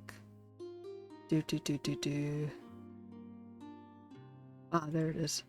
Okay, but so I can just pull the picture from the Draconim rulebook. Because Adafayan are a playable kin in Draconim. And speaking of Draconim, sorry to throw yet another link at y'all, but Draconim is now available on DriveThruRPG. It is rocking 6 reviews already. Silver bestseller already. And for good reason. It's totally the reason why I'm even playing Loa. Would not be here if I hadn't have backed Draconim's campaign and wound up getting attached to the community and the Discord server, which has been very, very great. But at risk of repeating what I've already gushed about, let me move on. Grabbed it out of fan. It's a bit of a small picture, but I'll do my best. Alright, so again, this is what they look like in the Draconim rulebook. So it's a very different style from the Loa artwork. They're kind of like divine, like they originated from like not divinity directly, but they were created by divinity and eventually became mortals themselves.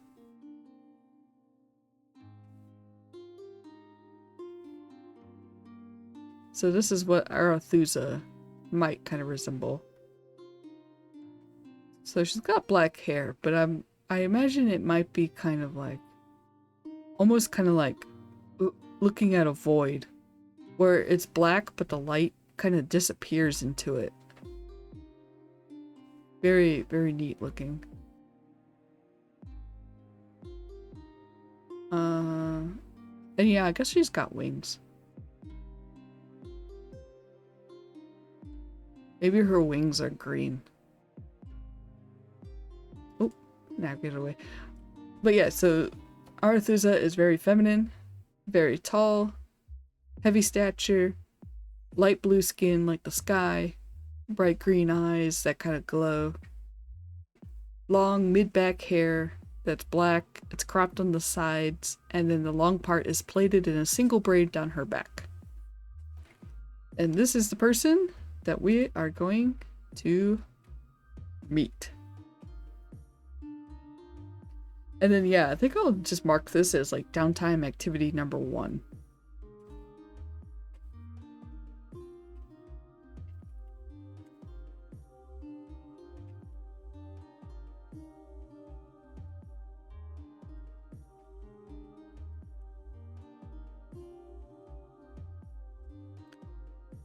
I think I'll also mark this as being noon now.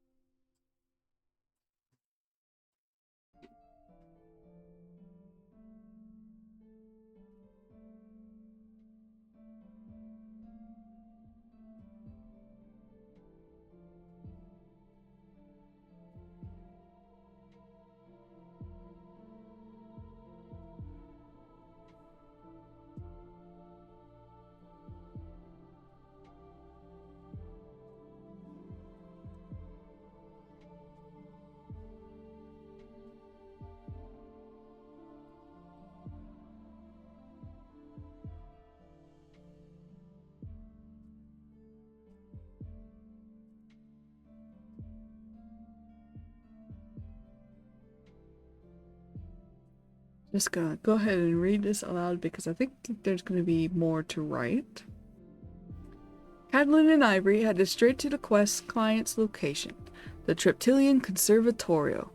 When they walk in, Cadlin immediately felt stares upon them, and probably for good reason. They were still damp from walking in the fog all morning, and Ivory still looked a few shades too pale. To his credit, he didn't complain during the remainder of their journey, though Cadlin wished he had simply taken the offered potion. The receptionist came back with a tall, heavily built Edaphaean woman with long black hair, light blue skin, and a warm smile. Her softly glowing green eyes matched the almost ethereal feathers of her wings, which were folded neatly behind her.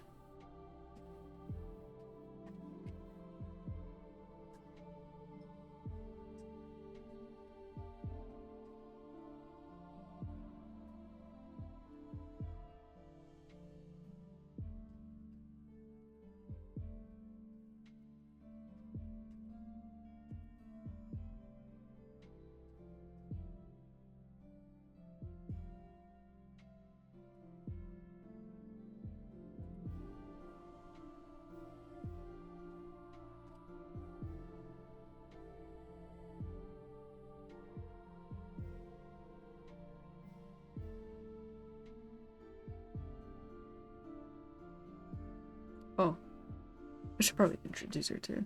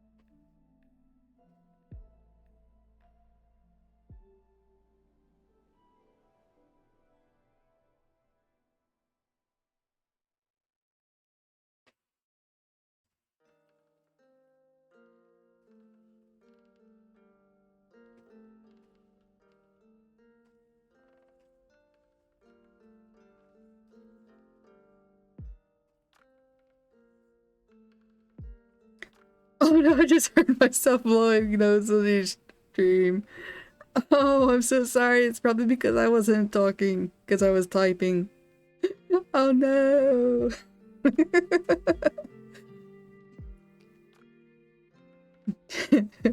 Now all of China has heard Cheeky blow your nose. Okay, yeah. I'll go ahead and read this next part too. It's alright. Okay. Hello, I'm Arthuza Malor, professor here at the Conservatorio. You're from the Band of Owls, yes? Do you have my order from Tower Yarn? She asked. Cadlin nodded as Ivory produced the tome from his bag. Arethusa took it and inspected it carefully, turning the pages delicately. This is wonderful, she breathed. To see my songs transcribed like this. They're going to bring many people a great amount of aid. These will soothe many hurts in these trying times. Did you encounter any troubles along the way? We were attacked in the forest on the way back, Cadlin explained. We aren't sure, but they may have been after the book. They didn't look like bandits. They were more like soldiers. Arethusa raised her eyebrows in alarm. But no one else should know about it. It's a personal project of mine, not related to the Conservatorio. Yeah, so Arethusa, I'd already decided, didn't know that someone was going to be after the book. She hired adventurers to pick up the book because it's quite expensive.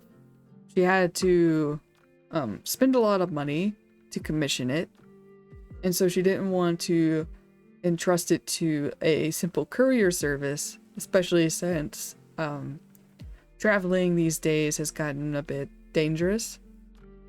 The wilderness has gotten more dangerous, and like, you know, as we saw earlier, there are nefarious people attacking random guys in the woods.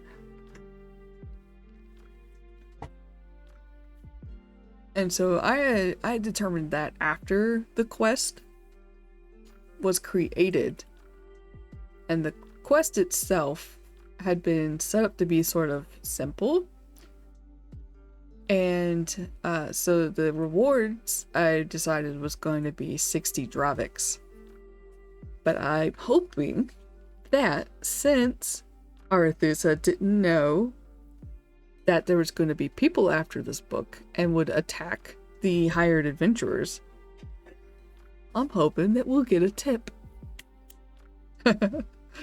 I want the money. Give me the money, because Cadlin is broke.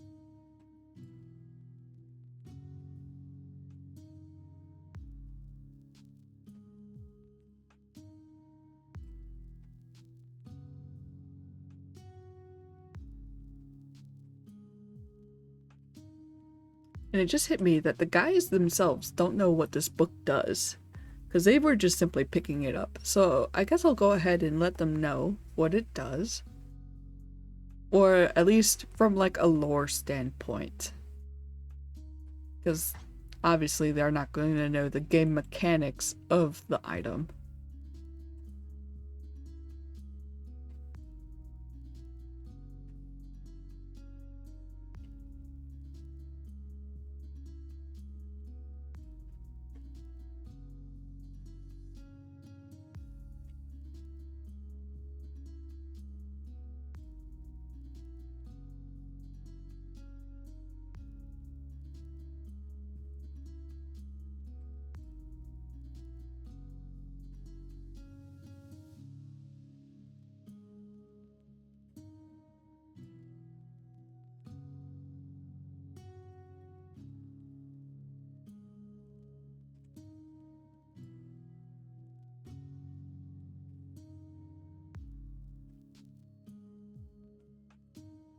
Oh my cat just came running and chirping. Hello. Yes, can I help you? Are you gonna curl up and go to sleep? Oh, you're so cute. I love you so much with your big paws. Okay. Quick distraction of the cat. I fed him lunch. Okay, is that it? He had some lunch and now he's in here all happy? Yeah? You had your lunch? Yeah? Yeah? Oh, look at those topies. He has no idea what I'm saying, but he knows when I talk in that high-pitched voice, it's to him.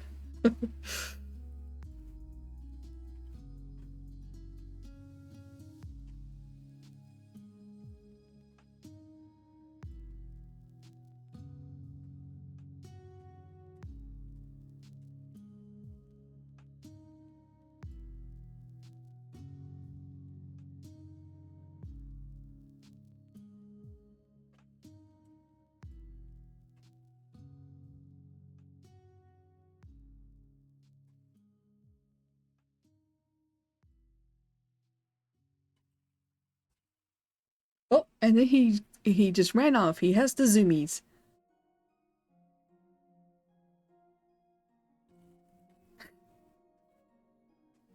He is he has gone into Cheeky's room apparently. I hear a bunch of oh no. Alright. Catelyn didn't know what to say. Oh, he has come to see me now. Yeah. Catelyn didn't know what to say, but Ivory did. The book certainly seems expensive, but if they really were after it, they may be after its power, not just the value, he said. What does it do, exactly? I've titled it Songs of Ardent Joy, Arethusa replied. I'm a composer, and the plight of people in the region has been weighing heavily upon me of late. I want to help them, so I created a series of songs that could be magically infused, to cast spells that sounded pleasant but also heals the soul.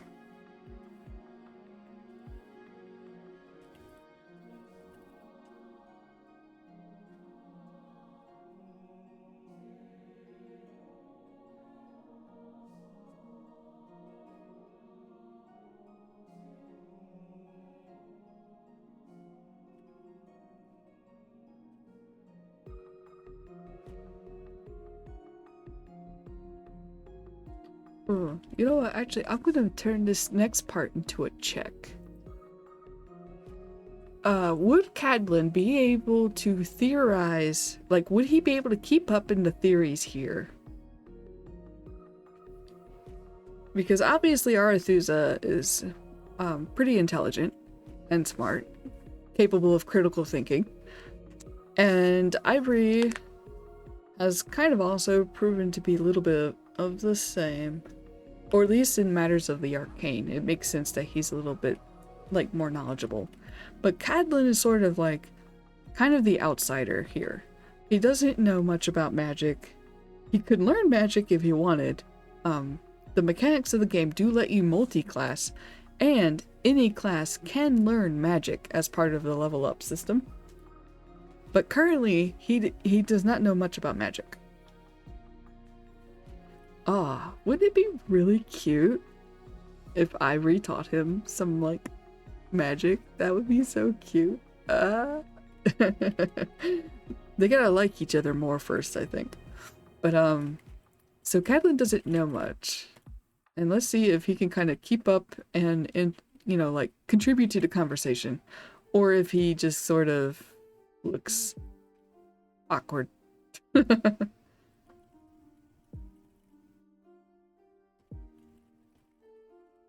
Let's see. Probably... maybe... Let's see. We're talking about magic here. But it's not necessarily divine magic, so it's probably going to be more like, just like... magic in general from soul. So it would be mind, but also soul. So he has a very slim chance of getting a full success.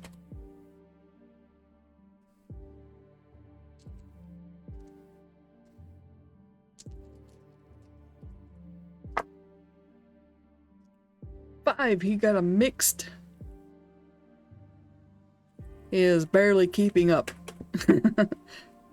He's probably also tired. I mean, Ivory is probably more tired. Okay, so he got a mixed result. Let's see, so maybe he pitches his idea, but it's sort of like, yeah, maybe I could see that.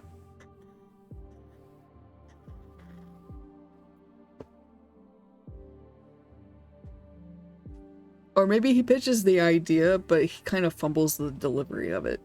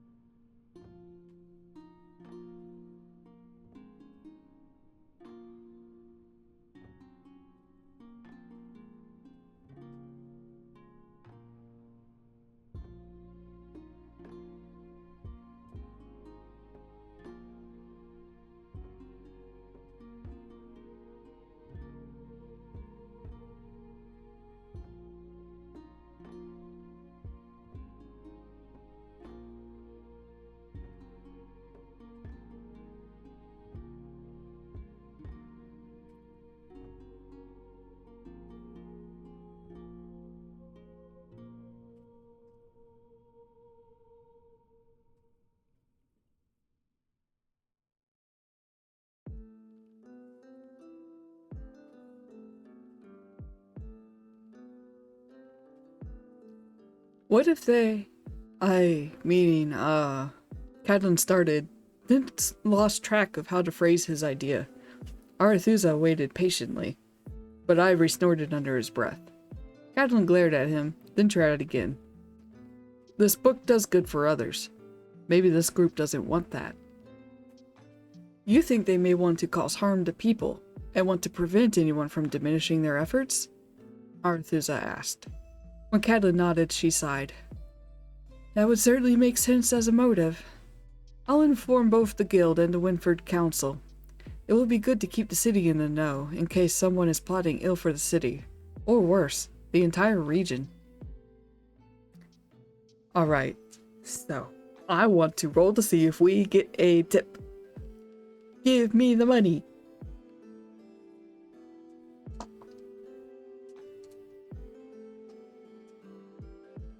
Alright, so it kind of has to be a bit of a significant amount because it can't, because like this is getting split between two adventurers, and she's gonna see that there are two adventurers who, you know, both did, it's not like one of them slacked off or anything, both of them are clearly fully engaged in the job that they took. So maybe I'll do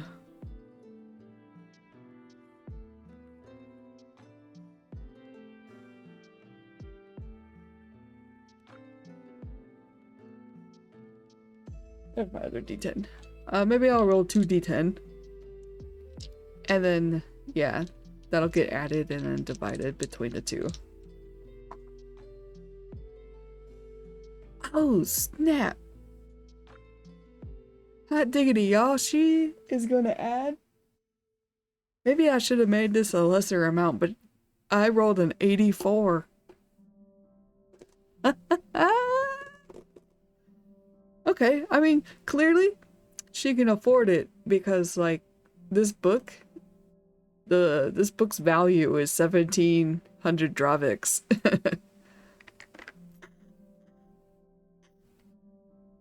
So, if that's how much the book is, like, valued at, I'm pretty sure that it probably costs a little bit more to make it, to commission it. Hot diggity. Okay, let's see, we can close that. Just gonna add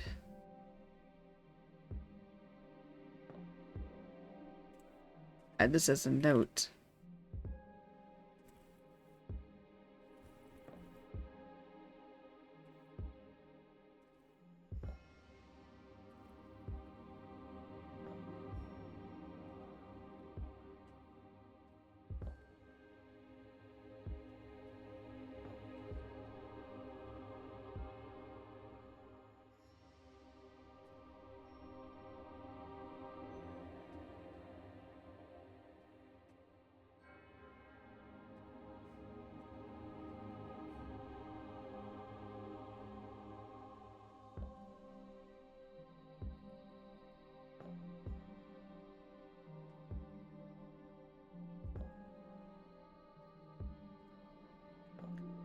Alright, where's my calculator?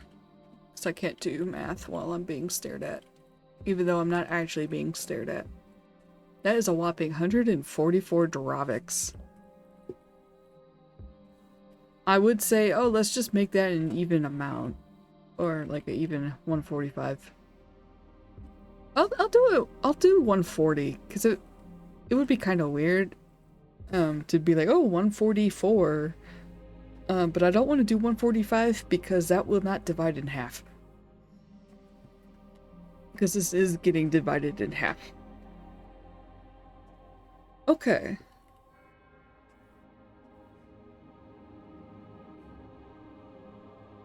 Excellent. That went better than I thought. I probably went a little too hard. Or like too high on the roll. I probably should have rolled like 2d6s or something instead of 2d10s. But I'll take it. I'm not gonna complain. Let's see. So that split would be 70 Dravix for Cadlin, which is gonna bump the current quest rewards to 80. Because he did that little mini quest with the Clockwork Automaton. So he's got 80 Dravix, and that is going to get divided in half when we get back to the guild.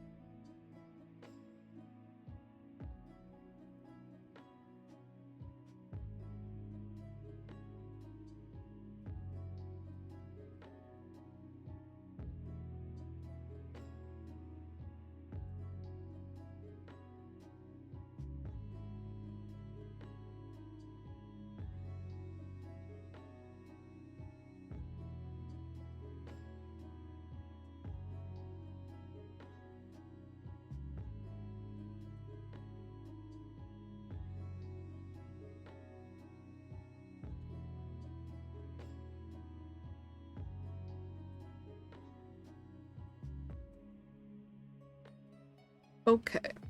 Arethusa fished out a coin purse.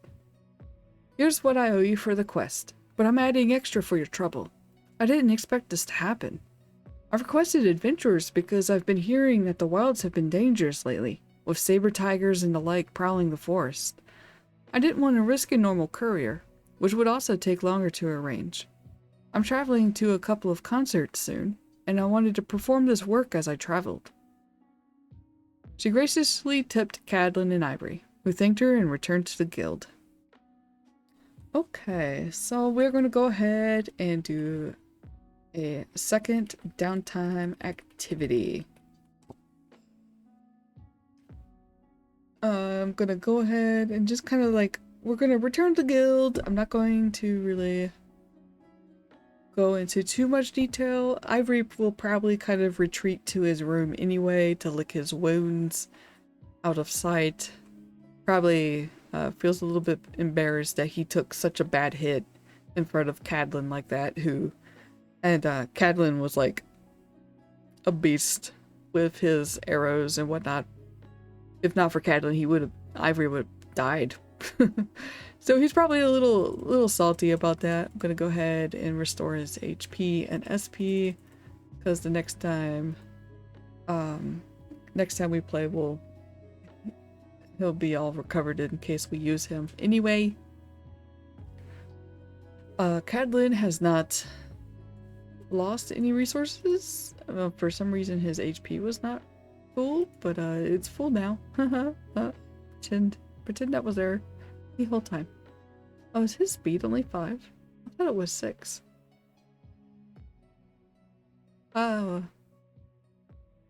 Anyway, okay, so downtime activity number 2. I want to level up. Heck yeah.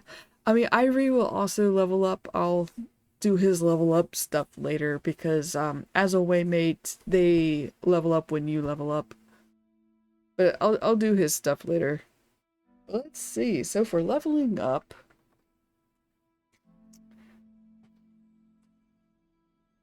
so for Loa, as you've seen, we've been gaining XP, and I just realized I need to actually collect the XP from the quest, which we will mark as done.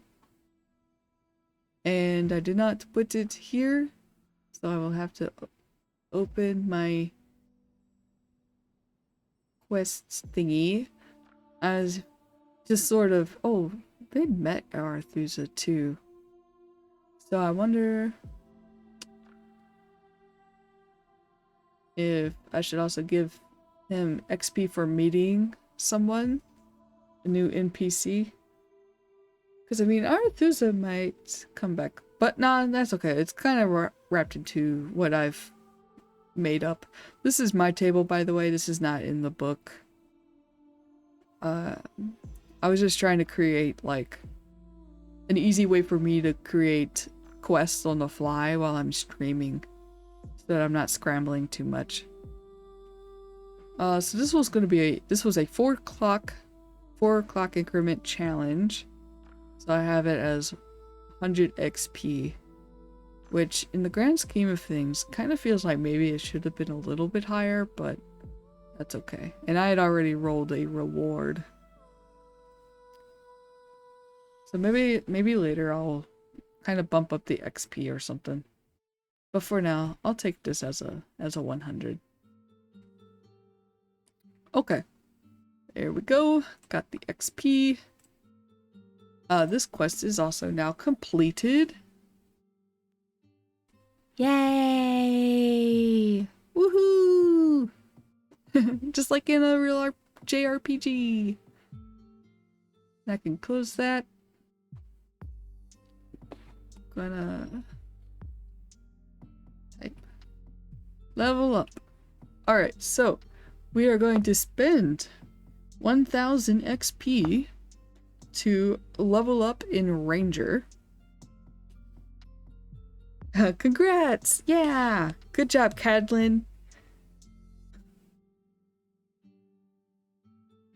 His class die stays the same. It stays a D4.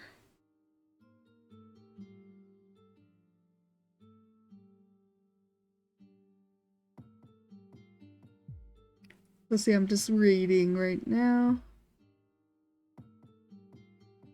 And to level up, we have to spend 1,000 XP, so now he has 175. Alright, so now I need to go to his Ranger class page.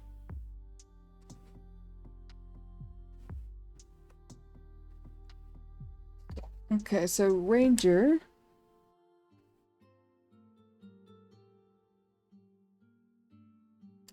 Per Ranger level gain, I gain +5 HP and +2 SP. It's awesome.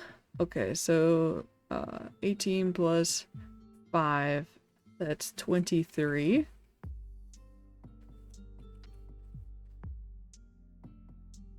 And then for SP, he gains 3, so that's going to be 8. It was 3, right?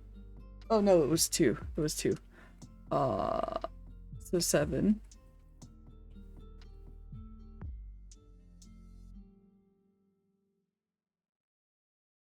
Yeah. Okay. Defense comes from the armor that you're wearing, so that defense does not change. Is he in need of better armor? Yes. But that is why I'm like, we need to make money. Alright, so I need to update here, I think. No. No, it must be his profile. Yep, there it is.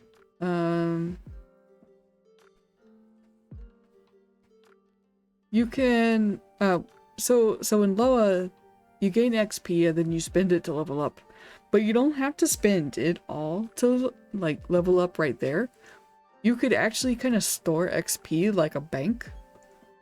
In, like, if I wanted a multi-class, because you can multi-class. If I wanted to unlock Warrior, for example, I can spend 500 XP to put it in Ranger, and then 500 XP to put it in Warrior. So that later on, I could add like another 500 XP to Warrior and level up later. I'm not going to do that though. I think Cadlin is not going to multi-class. I'll probably just go ahead and delete that really. But he is going to be a level 2 and his class die remains at a D4.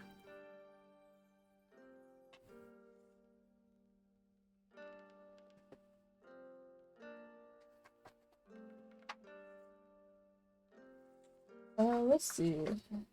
Does he still only have one class die though? I just need to check.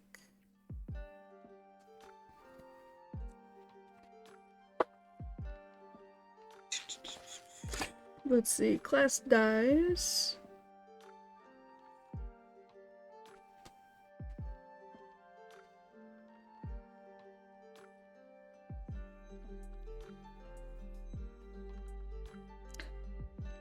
Roll a number of dice equal to your primary attribute using the class die size.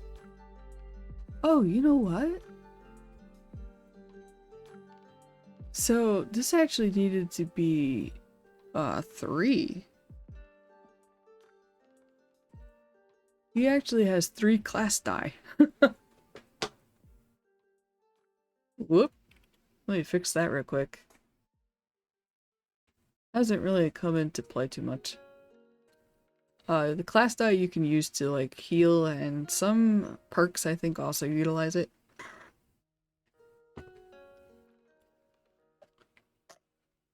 But okay, I thought that was kind of goofy.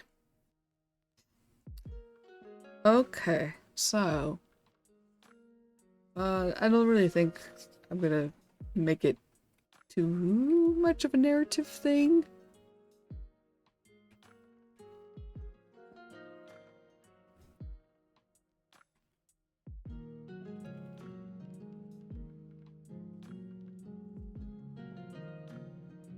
So that was that downtime activity.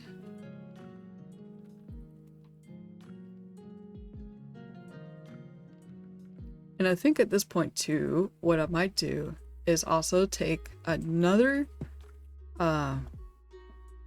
weapon mastery moment. Oh, let's see. A weapon mastery. I've got 2 in bow right now. Right here. Oh, this is so small. Let me make it larger.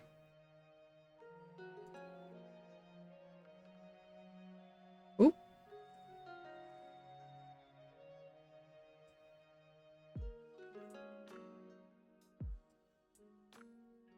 There we go.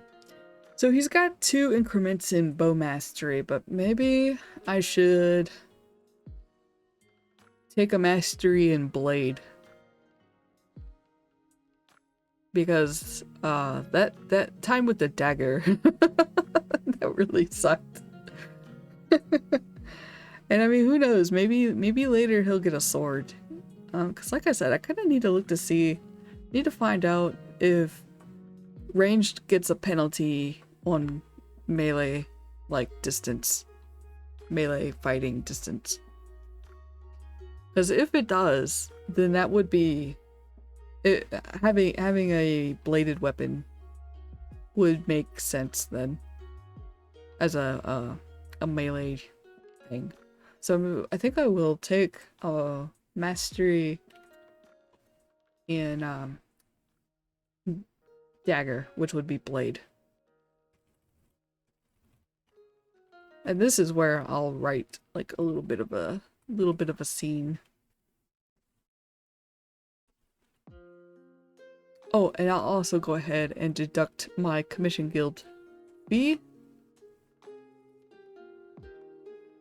which is 50%, and so I just divide that in half, which will be 40 Dravix in my pocket, which would have been a lot better, lot worse if we had not have gotten that nice little tip.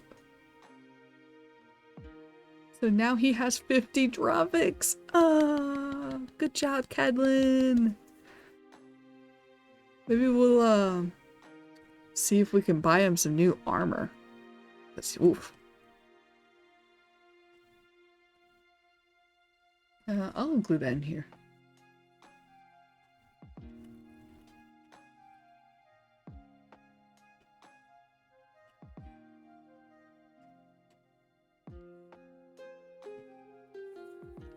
And again, the guild commission fee is my own homebrew rule. This is not in the book either. I just thought it would make sense to pay the guild something, and this commission fee will go down when the guild ranks up. Good job, Cadlin. That's right. Good job, little noodle lad. You have stayed alive. Which, I mean, you probably won't really die anyway in this game. It'll be more like other people might die. Which would actually be kind of sad, because that's part of the whole source of his trauma. He does kind of suffer, like, from some trauma where his previous party a couple of years ago all died. But not him. For some reason or another, he was able to escape. And he has lived with that survivor's guild. So now that I think about it, I think it is actually quite fitting where he doesn't die, but all the NPCs can die. Ah, that's good. Delightful angst. Yum yum.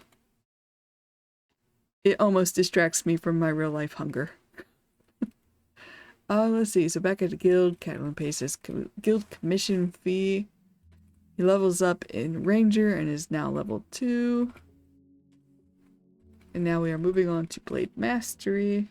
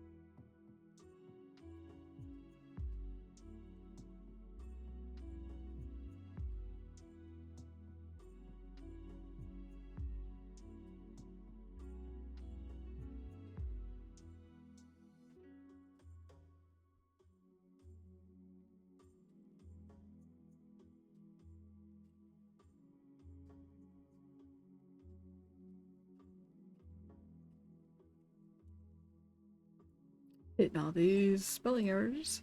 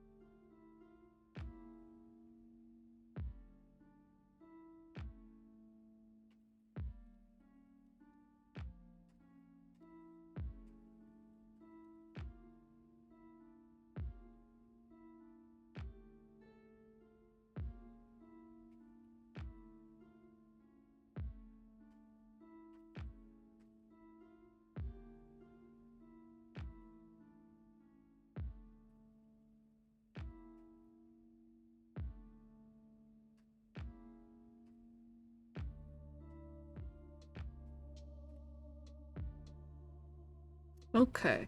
After paying Deezen the portion of earnings owed, Cadlin and Ivory retired to their rooms, with Ivory not really saying a word to Cadlin.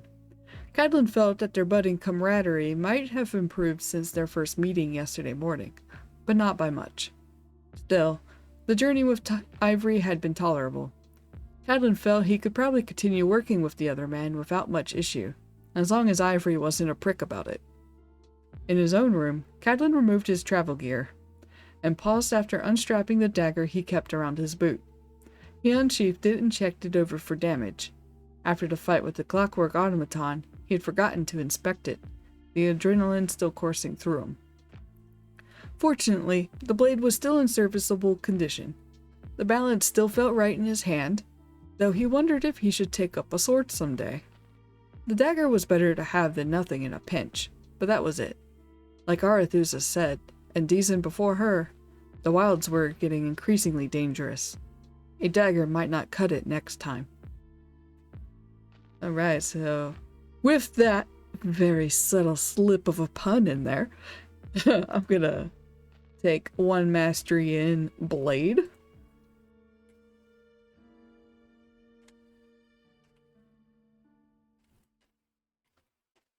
And just note that.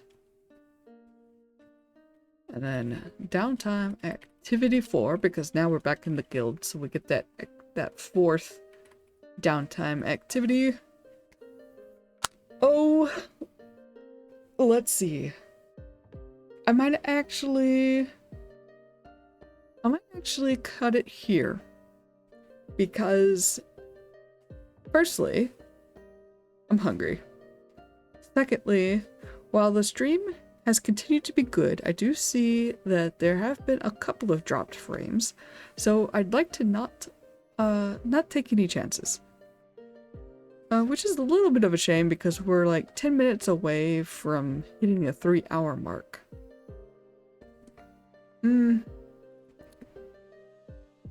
But if I continue, it would be kind of like a shopping sequence, and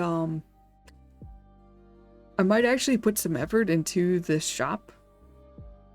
That way I don't really have to, like, you know, I could just simply roll to see, like, if I find, you know, a good shop or something, or, I think the book just sort of has, like, this is a homebrew city, but for other cities, they have, like, a list of things that you could buy. But I think I want to add a bit more detail than that, because this is my hometown now. My home base, home city. We're kind of always going to originate from here, from Woodford. So I feel like I could just go ahead and make a nice store. Maybe I could buy stuff, and you know, I got sort of like a rough value of items.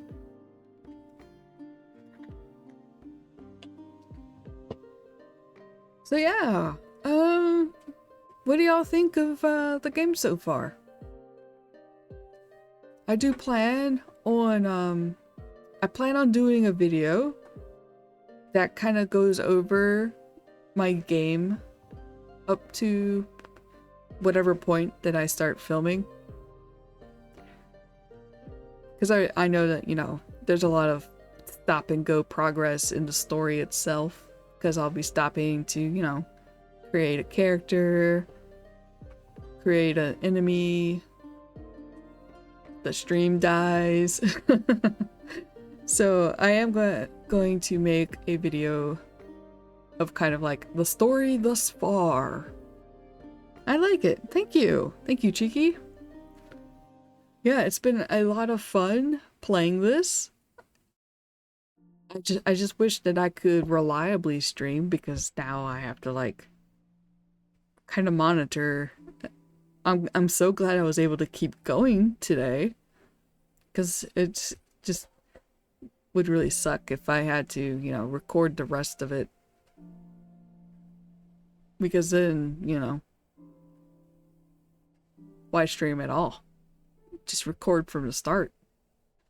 And like, that's not terribly fun, because I would kind of like, you know, get a little bit more, get to the point where maybe I could start doing polls.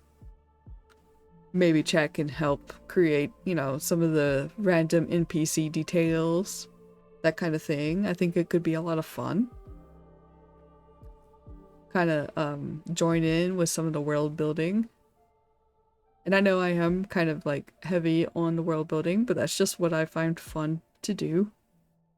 Partly why I got so excited about this game. Because yeah, it's I felt that it was pretty easy to kind of get into it. They recommend that you can split up the day, like morning, noon, afternoon. You can take short rests.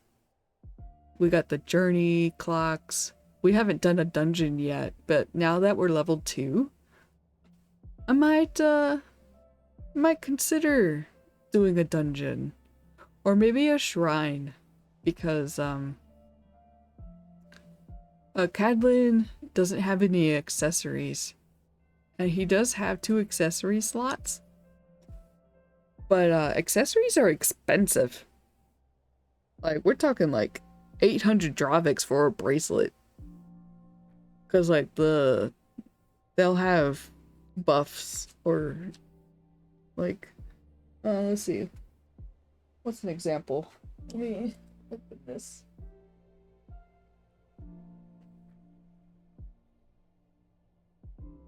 So, like, right now we got travel robes equipped. And those give a defense of 5. If I want leather armor, it actually doesn't cost that much. It's 45 Dravix, and then my defense goes up to 7. And like we've already seen in combat, like going from 5 to 7 doesn't seem like a lot, but having that extra 2 defense would actually help quite a bit. But he doesn't. Wait, don't I get hold on. I think I forgot to do things for level up. 1 second. Ah, glad I didn't end the stream just yet. Cause we get a couple of options. Did I put that in my cheat sheet? No, that was price tiers. Okay, 1 second. I gotta let's see. Oh yeah, okay. I was right. Alright. I had forgotten to do 2 things for a level up. Hold the phone, y'all. Okay. Okay, close this, close that. So here's the list of things. It was because it was on a previous page of the XP table. Okay. Update class dice. Yeah, we already did that. Alright, so you increase your HP and SP according to your class. And then you choose, you choose to increase your HP and SP. Wait, what is this? Why is that separate? Is there...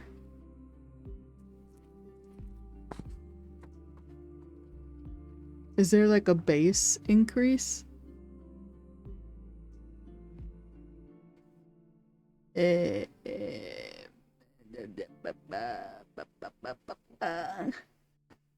level 2 warrior.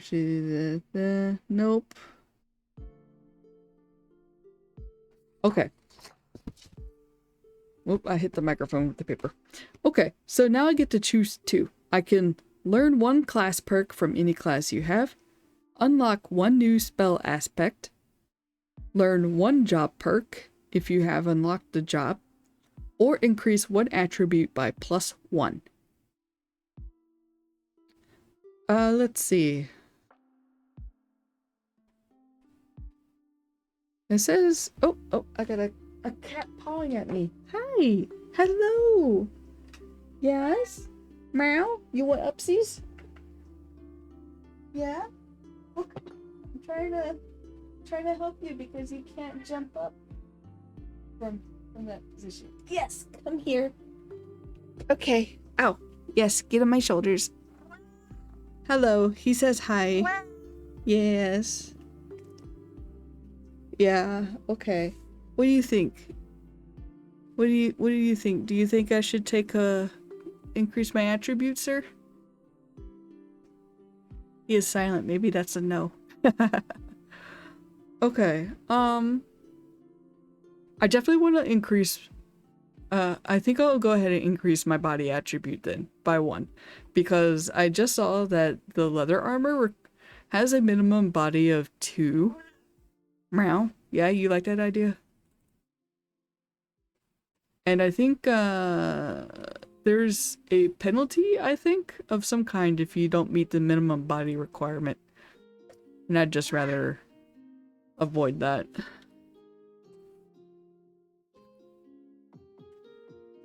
+1 in body, and then I think I'll pick... Meow? What do you think? Should I do... Yeah? Should I do an attribute or should I do a perk? What do you think? What do you think, chat? Should I unlock a new perk? Or should I increase another attribute? Oh my goodness, he is so noisy behind me. He's probably backseat gaming. That's probably what it is. He's trying to tell me exactly what I should do. But let's see. What am I... Because, like, I feel like an attribute might be good. This is still unlock another perk. Meow? I don't know if Aiko knows what he's talking about, though. He's more of a rogue. He's not a ranger. Oh, he's trying to, like, push it against my neck. Meow? Yeah? You insulted? Okay. But I think, I think an attribute might be equally appealing. I swear, he just farted on me. It stinks. He farted on me. Oh my gosh. He's like half draped across my shoulders. Oh, he's mad because I ignored him when he came in my room. Meow? That's true? Oh no, why my son? Your son is stinky. But he does kind of have his tail wrapped around my arm. It was kind of cute. Okay. Anyway, like I was saying, I think an attribute might, like another attribute might also be pretty appealing. Because of the types of rolls I've been making, and the fact that it's really hard to get a success, a full success right now. Yeah? Alright, so I'm thinking maybe I'll take another stat in world.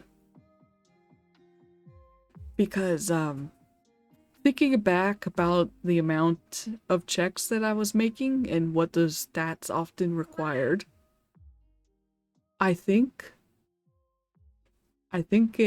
another stat in world would actually work out.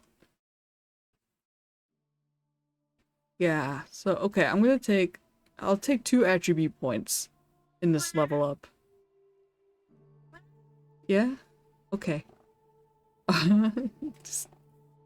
Yeah, he's getting all cozy up on my shoulders. Okay, there we go. I knew I was forgetting something for the level up. So I got a +1 in body and a +1 in world. So now I can wear leather armor with no penalties. And now I've kind of beefed a little my world stat. So now if I make a mind in a world check, that's 6 dice. So my chances of getting 4 successes has gone up a little. Not by much, but that's okay. We're going to keep leveling up. And then I think, yeah, I might tweak my quest table here. I think I'll put that on my to-do list for next session. I'll tweak these XP values for the quest completions. Alright. Let's see, let's scroll down. We are going to end the session here. I'm gonna type a quick to-do.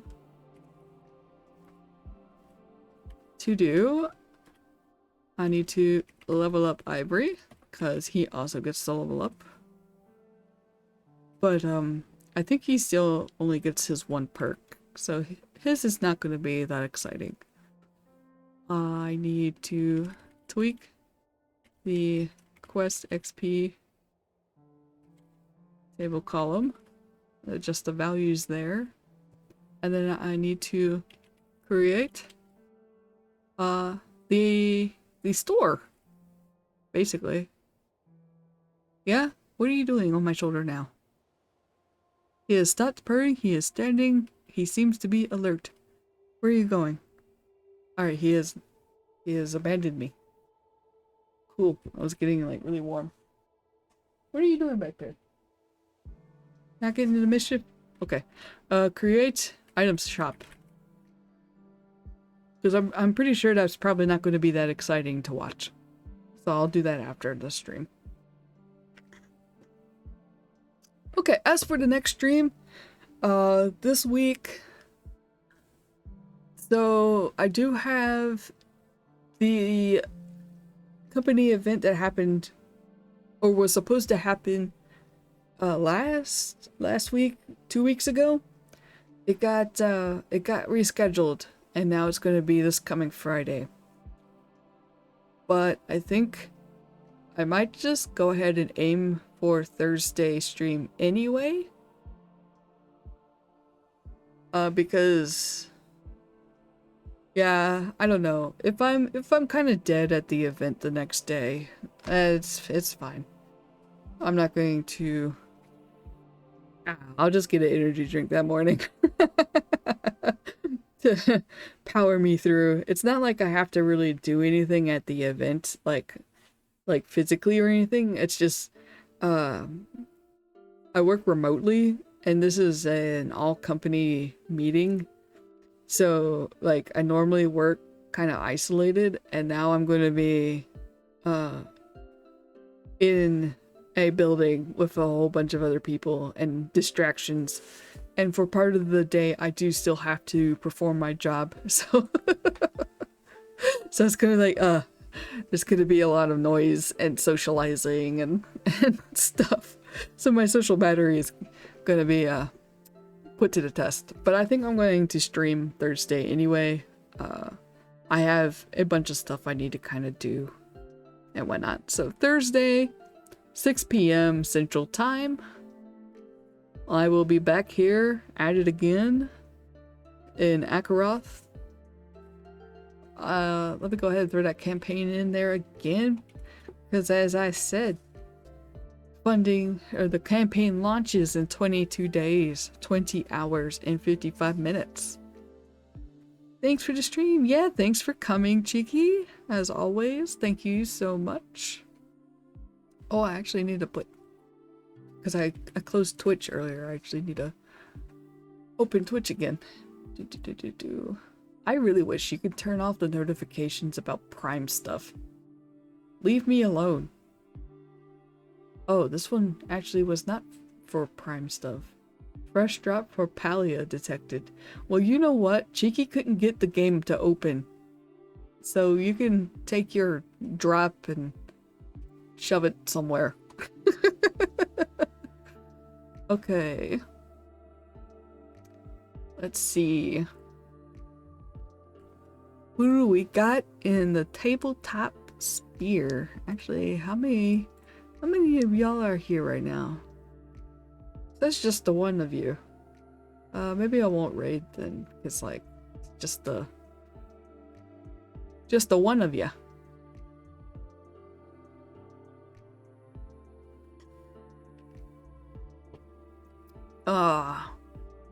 Yeah. Yeah, maybe next time we'll raid. But thanks again everybody for coming. I am so happy that I was able to have a full stream. Huzzah!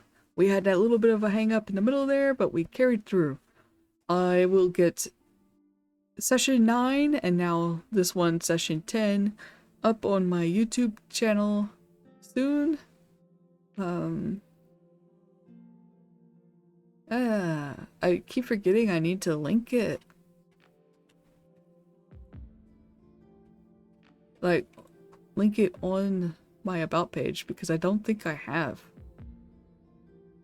So let me go ahead and grab that link, throw it in the chat. There's my YouTube. It's the same handle as the Twitch, Zachary Art. I've been uploading the VODs there. They're in a playlist. Very convenient for y'all. So yeah, thank you again for coming. See y'all on Thursday. Oh! You know what? This whole time I forgot. I have a Discord command now. We have a Discord. Woo! kind of gently starting to drop that link here and there. Check it out if you want. No pressure. But yeah, thanks again for coming. See you next time, and safe travels through the veil. Bye bye.